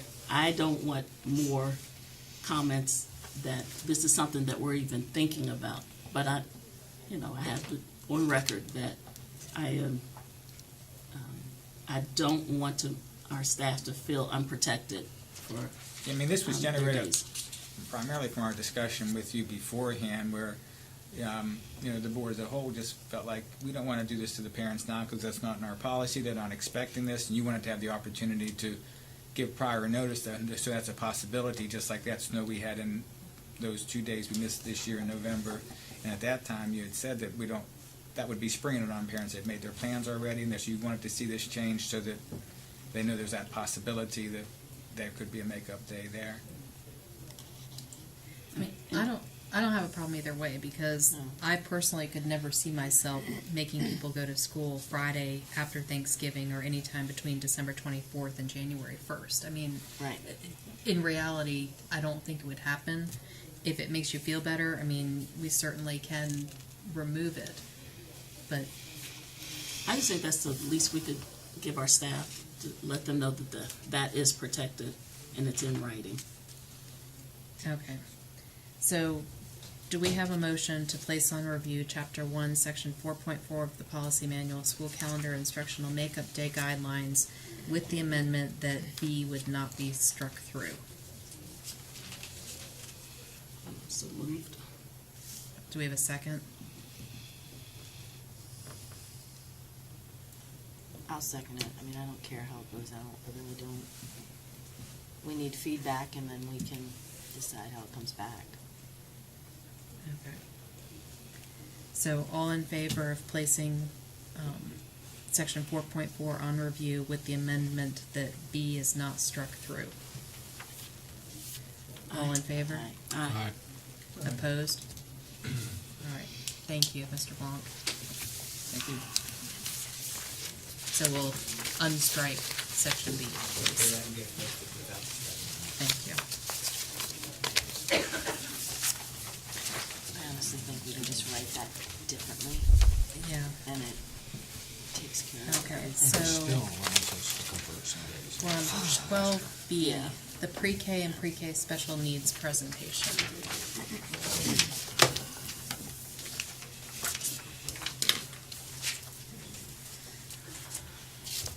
Good Is this evening. related to C and D, or is this? It is. Okay. So we thought we'd give you a presentation. Okay, so good evening. Just we'll make this a little formal. I'm Cindy Fitzwater. I'm the Director of Pupil Services. And this evening I have a colleague with me. This is Kathy Dingus. She is my IEP consultant for pre-K, who does a phenomenal job. Just wanted to kind of give a little bit background on pre-K. I've been working with the preschool program in Jefferson County for 14 years. It's come a long way in 14 years. When I started, we had morning pre-K and we had afternoon pre-K. And at that time, our preschool programs were for special needs were housed at T.A. Lowry, and there were 2 classrooms. Since that time, we have expanded to universal pre-K and providing our students with developmental delays an opportunity to participate in an inclusion classroom with typically developing peers. In 2007, Jefferson County Schools partnered with Shepherdstown Daycare and Children's First, each facility opening a class. In 2009, Small Scholars joined, providing 1 class for the preschoolers. In 2014, Jefferson County preschool program moved to a full day, 5-day-a-week model. We began the inclusion program with a trial at Blue Ridge Primary and partnering with the Head Start classroom. At this time, Jefferson County Schools provided a special education teaching assistant to help address the additional needs of those students with special needs. And then we came to 2016, where at that point in that February, to accommodate students turning 3 during the year with special needs, we opened an additional classroom at Blue Ridge Primary. As a special education pre-K, however, at the beginning of 16-17, it was changed to universal pre-K to make sure that the number of peers and models were in there. Okay. The chart that you see on the screen gives us a real clear picture of the increase in our preschool students with developmental disabilities.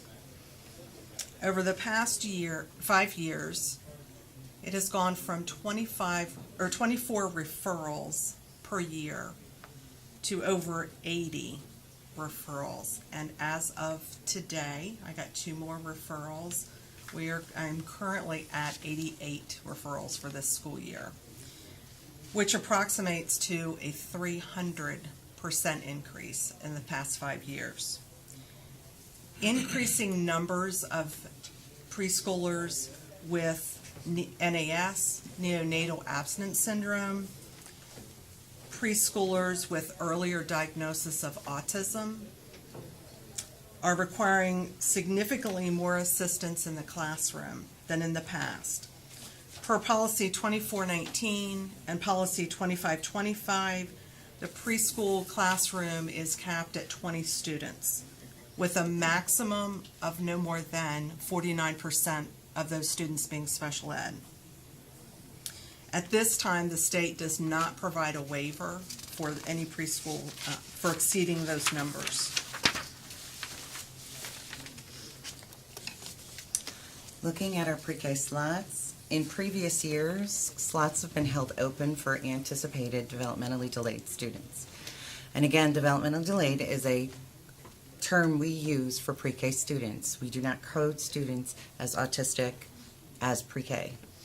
Developmental delay is when a student of 3 or older has 2 areas of needs. It could be OT-PT, it could be speech and PT, it could be cognitive.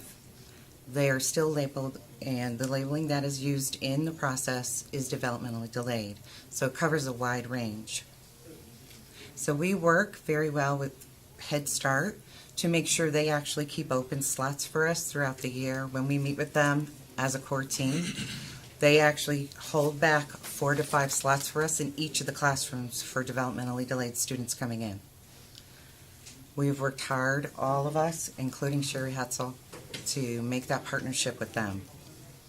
Students who move into this area and request evaluation, students that move into the area with current IEPs, and foster children with IEPs request evaluations, this can't be calculated into this anticipated number.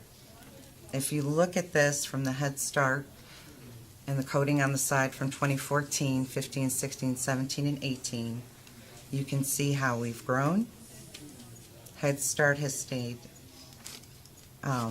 constant, where Children's First has increased in the last 2 years by 20, and Small Scholars, you see, we lost them this year with their contract.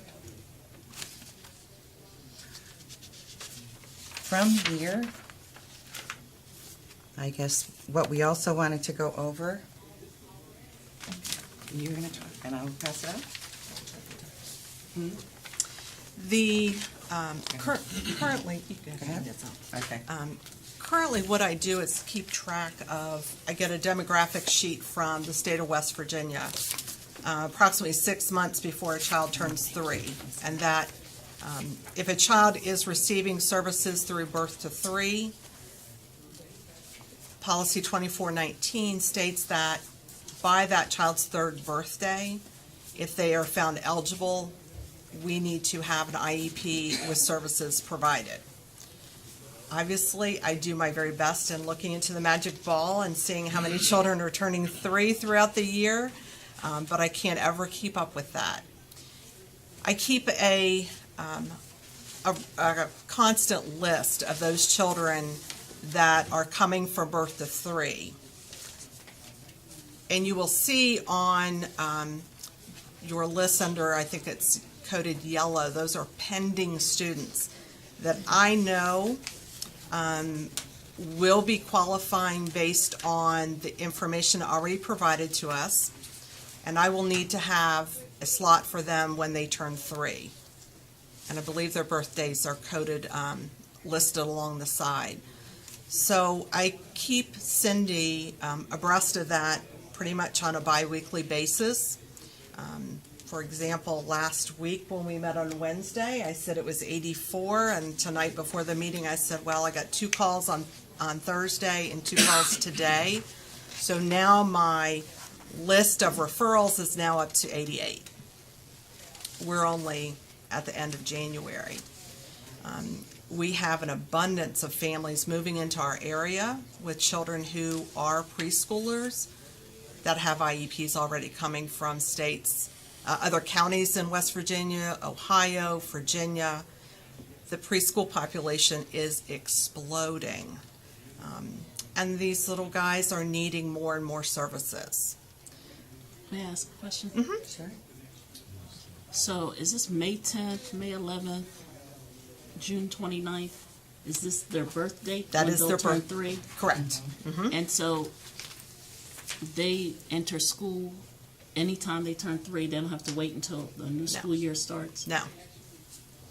So Not when they, I'm sorry. Nope, go ahead. When they turn 3, we are required to have services, have an IEP finalized the day before they turn 3.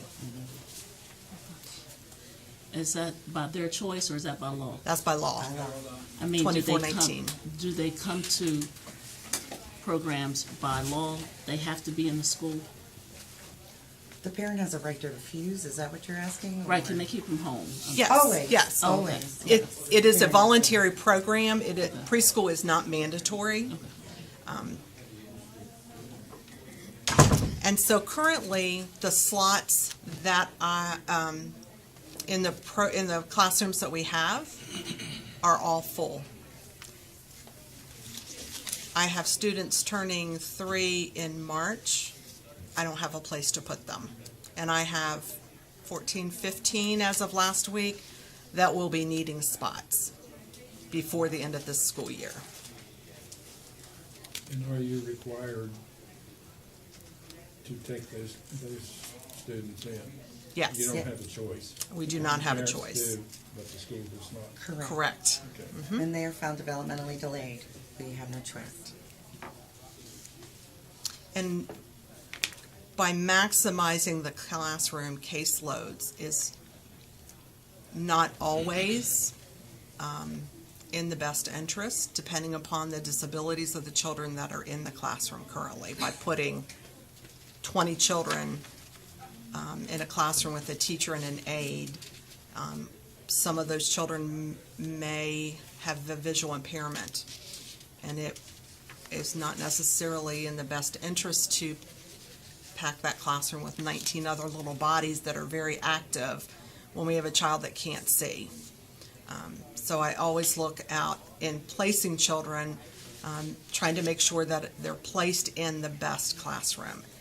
Typically try to get them in their home school if we have a program. If not, in a school close to their home school. Certainly we take a look at making sure we have the support services in the program, such as occupational therapy, physical therapy, speech, vision, hearing services, or all services that the preschoolers can get if they qualify. But the state does not give us any extra funding unless they're here at the first of the year, is that correct? They do their count now. Special Education does, we do the count of all students on October 1st. Special education does theirs on December 1st. Correct. And that's what they base our funding off of. So any child we identify after December 1st for this pre-K program will not be funded? Not in this year. Not If in they're next still year. with us next Next December year. 1st, yes, sir. And that it is an unfortunate bit of timing. I would also add to Ms. Dingus's statement, we worked very hard there are a couple of the classrooms, in addition to the class size restrictions, we have square footage restrictions. The state has certain requirements that you can only place children per so many square feet. So we actually looked in a couple of these smaller classrooms to say, hey, we have 18 kids in here. If we moved this group of kids to a bigger classroom and we could fit 20 in there, could we do that? And we, of course, you have other considerations. You have to have a bathroom. You have to have certain things. We only have so many kindergarten classrooms in our schools. So and just to commend them for their due diligence and the work that we've tried to do to avoid having to create another classroom, staff it, and buy all the materials and supplies for it in March. But we were unable to come up with any alternative that was legally viable and acceptable for children. And this is something that we have gone to piggyback on you, that we have been doing probably since the beginning of November. We have had Mr. Dingus out measuring rooms for us through December to do everything we could to make as much space as possible and watch the numbers. Kids come in and out. Sometimes 2 will leave, but then sometimes we get 4 in, like she said. I waited till the last minute to print this list because of the fact that it changes every week. So to give you a list with 79 students, and I'm going to come here and tell you there's 89 students, that is happening. We watch their birth dates. We watch how they come in. As you see, we have the April, but as you would see, the March, and if some of them might have gotten redacted because they were close to the name, so my apologies, but that definitely could be looked at if you wanted to see how we did it. But the ones in that, we literally planned it out to the day and the time where we would have to get that. And we would have to have that stuff in place. The last meeting I asked, just to make it plain, what are you asking for? What do you need? Okay, this is our presentation, and I think because we were going to be asking, if you look at B and C, we are asking that we would need a new pre-K special needs classroom. Okay, a new classroom. At Page Jackson Elementary, we have looked out all over the place. And also in the second one that we will need a pre-K special needs teacher and an aide. About what date? March 18th. And the class will open March 25th. That gives them 1 week to set up. And you'll have how many in there? To start, I believe we will have, it's behind you. I want to say we were, Well, 15. And that classroom can max at 20. So I can only hope that that will hold us until the last day of school. Will that be the only pre-K classroom at Page Jackson? Yes. Currently. Yes. Currently? You making more? I don't make it, I just bring it to you, tell you what's happening. And what made you guys choose that location? They have space available. They have a couple empty rooms. So And it has a bathroom, which is one of the requirements of 2525. And these would be 15 new students, not moving students from their current. No, these are 15 new. To answer your question too, Lori, I took a look at where the majority of my students are coming from, what their districts are, and the majority are Page Jackson and Ranson. So again, that worked so that when we're looking at transportation, whether it be the county transportation or parent transportation, it is localized for them to get there. That's what I was gonna ask you too. Do we currently have a bus that would get the students where they need to be, or is that gonna be the next, Ms. White and Mr. Dinkus are gonna be over here asking for yet another bus and another aid to transport students? Do we do transportation for pre-K? Yes. If they have an IEP, we offer. I do have a lot of parents of the little ones that are just turning 3, they're babies, and mom and dad want to bring them themselves. I totally understand that, and that, that works. I can't answer the bus question. And do you foresee most of these kids doing the full day preschool? Because don't we still have a program where you can take your child to the school for speech services, or, just for those specialized services? Or do you think they're going to enroll in the full program? These students will qualify for at least 2 areas, and that's under 2419. They have to have 2 areas of 25% delay or greater in order to qualify for developmentally delayed. If a preschooler qualifies only for speech, then they're not eligible for the preschool program until they meet the universal pre-K requirements, which is being 4 as of July 1st. So 3-year-old students that are eligible for speech go to their home schools and don't participate in the preschool program at all. But, even if they did 2, let's say they needed PT and OT, or speech and PT, could they still do just those components? No. Or would they, so they have to do all or nothing? It's Correct. Not, the parents really don't have a choice. In that respect, the state looks at it as denying services. So if they would deny the the preschool program. Yeah, they have to take both or nothing. As part of the policy, it states that if a eligibility team recommends the student qualifies for 2 areas and they require special education, the parent would then need to agree to that, or if they deny attending the program, then they would deny all services. And you anticipate most of them taking up on the service? Yes, I have met with all of the parents at least once through a transition meeting. And these are some students that have some very significant needs that parents if those needs aren't met, then it gets snowballed and.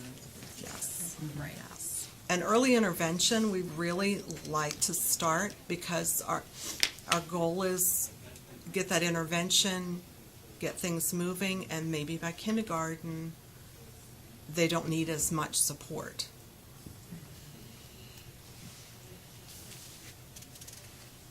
Can I ask you just a couple questions? Absolutely. How much, so as of right now, excuse my voice, I'm losing it by the second. So we have a Head Start program, correct? Mhm. And that's basically funds preschool for economically disadvantaged students, is that correct? Majority, they have a formula, a ratio that they are required to follow. For example, and Celeste Wells would be able to rattle this right off, but I think it's 102 slots where the parents have to meet financial criteria. And then they have X number of slots for preschoolers whose parents do not have to meet that criteria, but it's maybe like 30 throughout their whole program. Okay, so then we have universal pre-K Mhm. that the state mandates, Right. whatnot. That doesn't start until you turn now for July 1st. Correct. Correct. Okay, and then we have the mix in between of the state and federal law, I'm assuming, or is it just our state law? I think it's federal law because it has to be. Anyway, requires that if a child because it's after the birth to 3 program. Correct. So as long as they're 3 and older, and they qualify in 2 areas, we then are mandated to provide them services. Correct. Okay, so my question is, we have Children's First and Shepherd Sounds Daycare and Small Scholars and Head Start and our pre-K and Universal Pre-K. Do we have any control over consistent curriculum that is being used in any of these places? And if so, where exactly are we connecting? Like, do I know that if I walk in Shepherdstown Daycare, no different than the rubric we've created for our math and English K through 5, I know that if I walk in Shepherdstown Daycare and they're responsible for a student that technically we're going to be responsible for very quickly in the special education, I know that I'm going to find them teaching the same thing as if I walk in Driftwood and see them teaching. Is that a yes or a no? That is a yes. We follow creative curriculum, and actually the state today, they had vendors at the Holiday Inn in Martinsburg. My understanding was that they only had one vendor, which is creative curriculum, that met the criteria from the state level. It's up for adoption is what I'm trying to say. So that, yes, all the Head Start, that's a state mandate, not a Jefferson County mandate. So if your child is in preschool at Shepherdstown Daycare and they move to Blue Ridge Primary, it is the same curriculum that is followed throughout all of the pre-Ks, and that's a mandate by the state. And so, like, we do walkthroughs in our schools, Dr. Gibson and Mr. Brown. Who does the walkthroughs in all of the daycares and whatnot to ensure that that kind of consistent learning is happening, and those teachers are being evaluated to make sure that that happens so we actually get somewhere? Dr. Hetzel does some of the walkthroughs along with Tracy Davis, who is one of the primary job coaches. I'm in and out of the classrooms as much as I can. Do we have any, like, guide as far as how consistent they should happen, or such as the walkthroughs we have? Do we have any?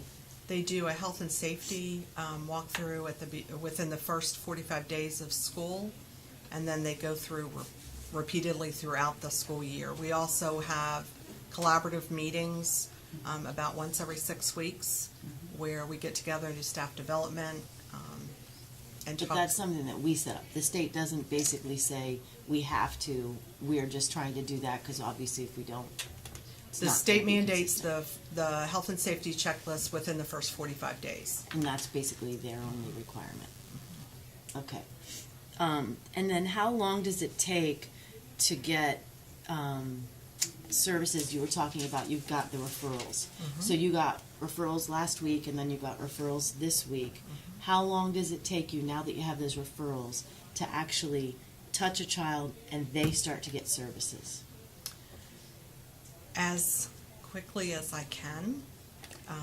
Sometime the birth to 3 is kind of laid out. By the time they're 3, if they qualify, they're ours.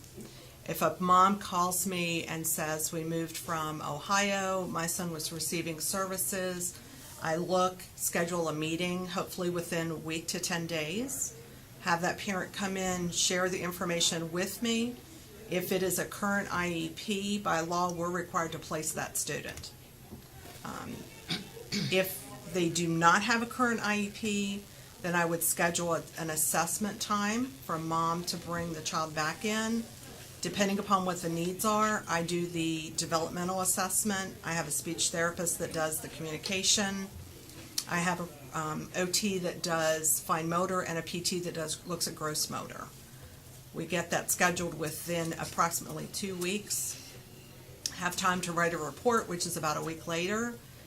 Determine eligibility, and then by law it tells us that we have 30 days from an eligibility meeting to write an IEP and get that child started on services. So there's nothing in the law that says, like, say I call you last week and my child, I'm referring you, whatever, because I'm requesting a meeting. If it took you 2 months to get all of those all that testing done, until you actually get me an eligibility, that's when the 30 days starts. So in other words, it could take me half the school year, or what is the actual law that says, I'm called you and I've requested in writing, my child needs services? 80, so how long? 80 days. You have 80 days. I really try never to pull out 80 days. Do we know what our numbers are? Like, do we know approximately how long, we are taking on average to get students placed, and do we keep track of that? We do, if they're coming from birth to 3, I would be able to go back and pull data, but I try not to wait 80 days. Yeah. Because these little guys need services ASAP. Yeah.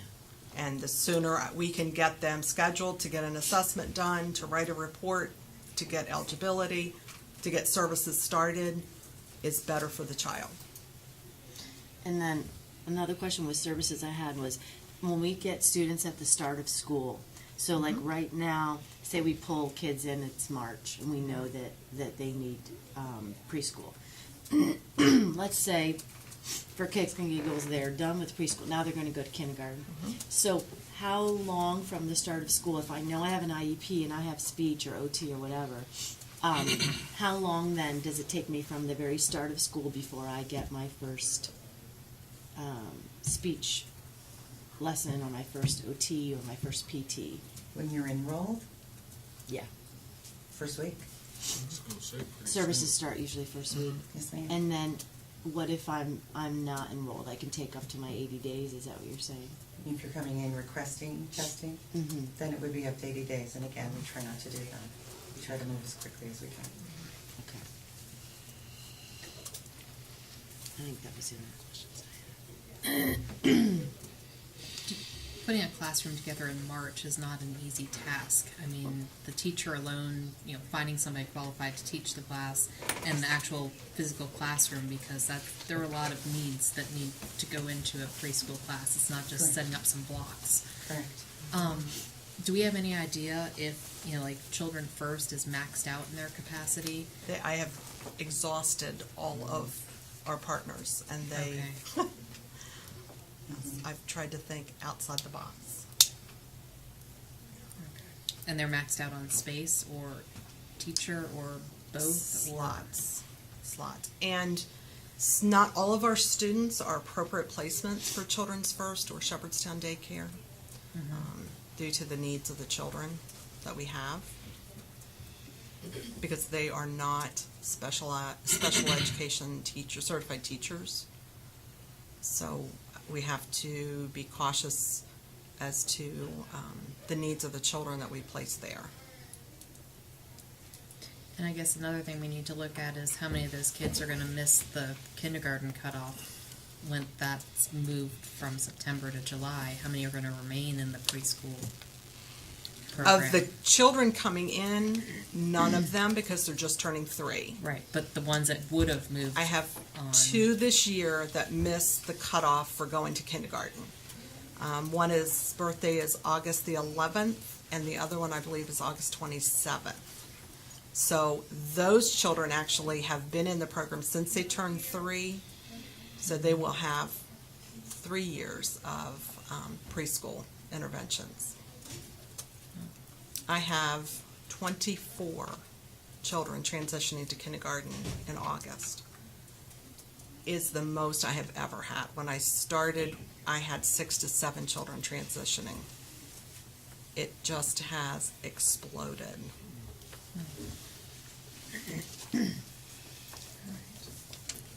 Any other discussion or questions? It will be paid for the special ed.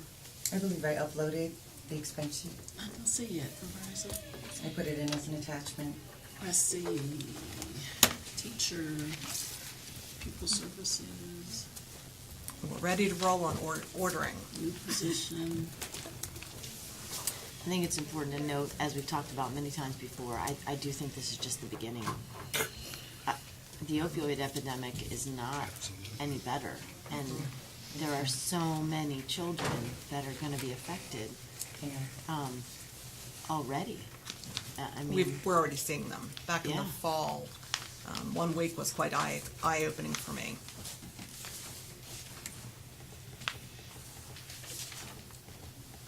I'm sorry, Cindy. I can show you my copy. Yeah. It's under D. Pardon? You said it, do you have it under D, under administrative content? That's what you're, yeah, that's Yes. what I'm saying when you're showing her, if it's on your laptop, it's under D. It's under D. I'm looking at something. Let me see That's this. it. Mm-hmm. Oh, I'm sorry, I just didn't see where special ed was paying for it. Where- Okay, this is where we're doing it. So when I'm coming mid-year, my budget is allotted back in, probably, for my budget next year, Okay. it's gonna be allotted next month. Okay. Okay, does that make sense? New position, required attachment, pre-K presentation. Mm-hmm. What does it say under that? There was a Duplicate Apex budget. budget in Okay. CNI. I just didn't know how to read these. Okay. All right, I see it now. Duplicate Apex, I don't know what that means though. There was a budget entry that was duplicated. So, CNI had put in, we were looking for how to fund this from March to June, is what we're looking at, is all. So, as it was going through Mr. Blanc's area, there was a duplicated, So it's extra money. and so there it was like this money. So, sometimes my prayers are answered. No. And that was carryover money or That just was money in your, in the budget, Okay. yes. And so bringing it to JLT, Mrs. Marone, brought it for discussion, and JLT talked about it, and we decided to fund that. All right, so what do you need from us? All right, well, I guess we need a motion for C, approval of the pre-K classroom at Page Jackson Elementary School. So move. Second, Second. all in favor? Opposed? All right. Now that we have a classroom, can we have a motion for a pre-K special education teacher and a pre-K aide for Page Jackson Elementary? So moved. Second? All in favor, or any questions or discussion? All in favor? Opposed? All right. Can I just make a statement? Is this a position as well that long-term, the levy, it actually pays for in Jefferson County because it's not a position that's covered by the state as far as part of our funding formula? Don't a lot of our aides and whatnot in our classroom, aren't they covered many times by the levy dollars that we receive? In the general fund? Mm-hmm. Yes.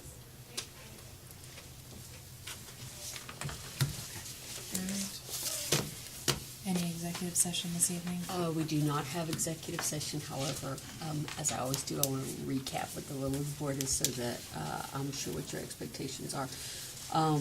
Number one, I understood you as the president for me to convey to Rockwool that this board does not support their decision to really remove the independent HHRA, and that it is the board's request that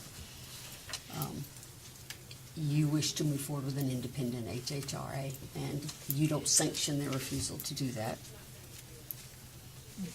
That's my personal thought. Anybody else have any discussion? I agree with that. Mm-hmm. Because if they go out, as I explained to you earlier, and they find, mothers for green companies to do their version of an independent study, I don't think it will be accepted by this board or by the community because it's not an independent study. That was my question. How can Rockwell hire a company if we couldn't find one? Right. I mean, Well, they can find one. we had a Rockwell representative on the selection committee, but it was balanced out by, an unbiased group, and also there was a board member from Jefferson County Vision on the committee as well. So, it's just, I don't think it's fair for them right now to say, we're gonna uphold our promise, however, we're gonna do it this way. And this way, in my mind, does not work. So, And that's how I feel as well. I think that they need to come back to us with a better option than that. And I am simply ensuring that I understand the will of the board and communicating to Rockwool that they've made a public statement that in their minds, they are fulfilling the promise that they made to this board publicly, and this board is tasking me with conveying to them, we are not of the opinion that your offer meets that promise, and you certainly are an independent company, but we reject your proposal that meets the commitment that you made to us. Our understanding was, absolutely. I just want to be clear about that, so I will Anybody have communicate any that. opposite thoughts of that?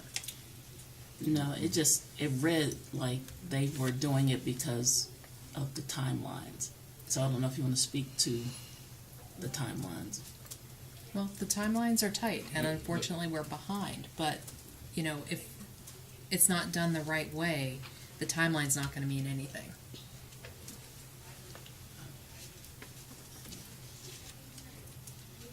Okay, next. Okay.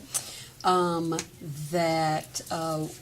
that you've approved the advanced diplomas, we will get committees together from both high schools and come back to the board with a proposal for how we choose to honor and recognize those in the school system for your approval. And finally, that when we place the calendar policy out for public comment, that we will do so with 4.4B removed. Was there? Well, no, it'll What was still be there. Right, remove the striking will strikeout be is, I guess, I should have worded Yes, that more ma'am. carefully. Remove the strikeout. So is there anything that I missed? I have a question about, want to thank you for the buses to Fox Glen, but a question about the cold weather buses for Ranson last year. Has that been explore? We left that, they're still in place. We never took them away. Once we spoke with the community, they very much appreciated and wanted us to continue with those, and we did, and we added that to our budget as a permanent regular route. And certainly with snow in the forecast tomorrow and temps expected to be below 5 degrees Wednesday morning, that again, it's an important part of our program. I don't think we could withhold that or withdraw it. Great. I'm sorry. I just have a few things. The remaining cultural diversity money that is still in the county coffers, I would like to see what it would take to get it transferred over to the Jefferson County NAACP Education Committee, because they do the same thing that the monies were, well, actually, I mean, everybody knows that I wrote the grants to, and it's about $3,000 remaining that hasn't been utilized in like 2 years, and that will. Well, that's not on the agenda tonight, so we can't take action on doing anything. Okay, well, I mean, we But I can take bring that, but comments, first right. of all, now that I know that that's something, I will state that you want me to research that and come back to you as a board with options for action. Yes. So I can't ask questions? Oh, no, you can ask questions. I thought you were asking for permission to do it. Oh, I was. Now. I thought we was on Will, like, how you feel about it. Yeah. How you feel about that. And if I could get a report on later, the status of the minimal instructional minutes at Jefferson High School, make sure that they are meeting the state requirements. So I didn't understand you. I was asking on the status of the instructional minutes at Jefferson High School. We talked about it November 26th. In the use of it, or just how much they have? No, I know how much they have. I just want to make sure that they're getting their minimal minutes that the state requires.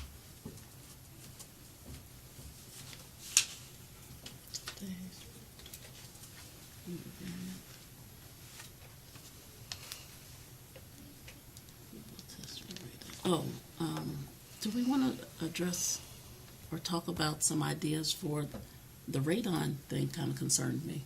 I don't know if that's something that we can. I believe all of our schools They have do radon. They've all been tested. I'll be able to get you the results. Okay, no, I just want to, do we do it, and that's a I'll thing? be able to get you results. Okay. That's something that was brought up do a that few years back. periodically. Well, and as Mark knows, anytime if we had a radon problem, we had to do radon remediation. And in some places, Blue Ridge Primary, for example, we put the remediation in as we built the building. We just thought it made more sense. You know, it was easier just to go ahead and have it happen. So like that building, for example, we just did as we built it. But we've never had any problems with that, have we? We've tested, and if we had anything, we put in the remediation. But we have a cycle in which we test. So for my clarity, do you wish for me to come back to the board with a report on our radon testing program? Not necessarily on my part. I don't need it. Okay, thank you. The more I read about Senate Bill 471, the angrier I got. And for them to put things in this all-inclusive bill that we need, such as hiring additional social workers, nurses, mental health providers, a teacher raise, incentives to save sick leave, $500 for teacher supplies, and then to put things in such as a one-year contract for superintendents and principals, the central office to be at-will employees where they can be gotten rid of at any time, open enrollment for anybody to go to any school that they want to, educational savings accounts, which would take away from us, or the public school system, and increasing class size. To put all that in one bill is absolutely absurd. And I hope everybody contact senators about this bill, because it's ridiculous how they've written this all in one bill. And to skip the Senate And Finance Committee. that's just some of the lowlights and highlights. There are more lowlights and highlights in that bill, other than that. My but- understanding as well, one of the pieces of that bill actually says that if one thing goes, then the whole thing goes back to original language. Well, So you don't even get to debate the It should bill? go back to pieces. You pass this one piece at a time. You don't throw all this in one bill. I mean, we need a teacher pay raise, and we need some incentives for sick leave. But, you know, for us to bargain that against all these other things is ridiculous. And the more I read it, the angrier I got. And we have created a section of the website for our staff and for the public that both has the summary of that bill, the full bill, and information on how people can contact their legislators should they have strong feelings about it one way or the other. Now, there's a few things in there that are helpful. Oh, there are. Most of it's junk. Most of it's stuff they want to ram down our throats. Well, if they were confident in it, they wouldn't put that exclusionary piece that you take all or you get nothing. Correct. There's no need for that. All right. That's the way they like to play. We have an epic meeting Thursday night. We'll come back next meeting and let you know what we talked about. 9:31. We're adjourned.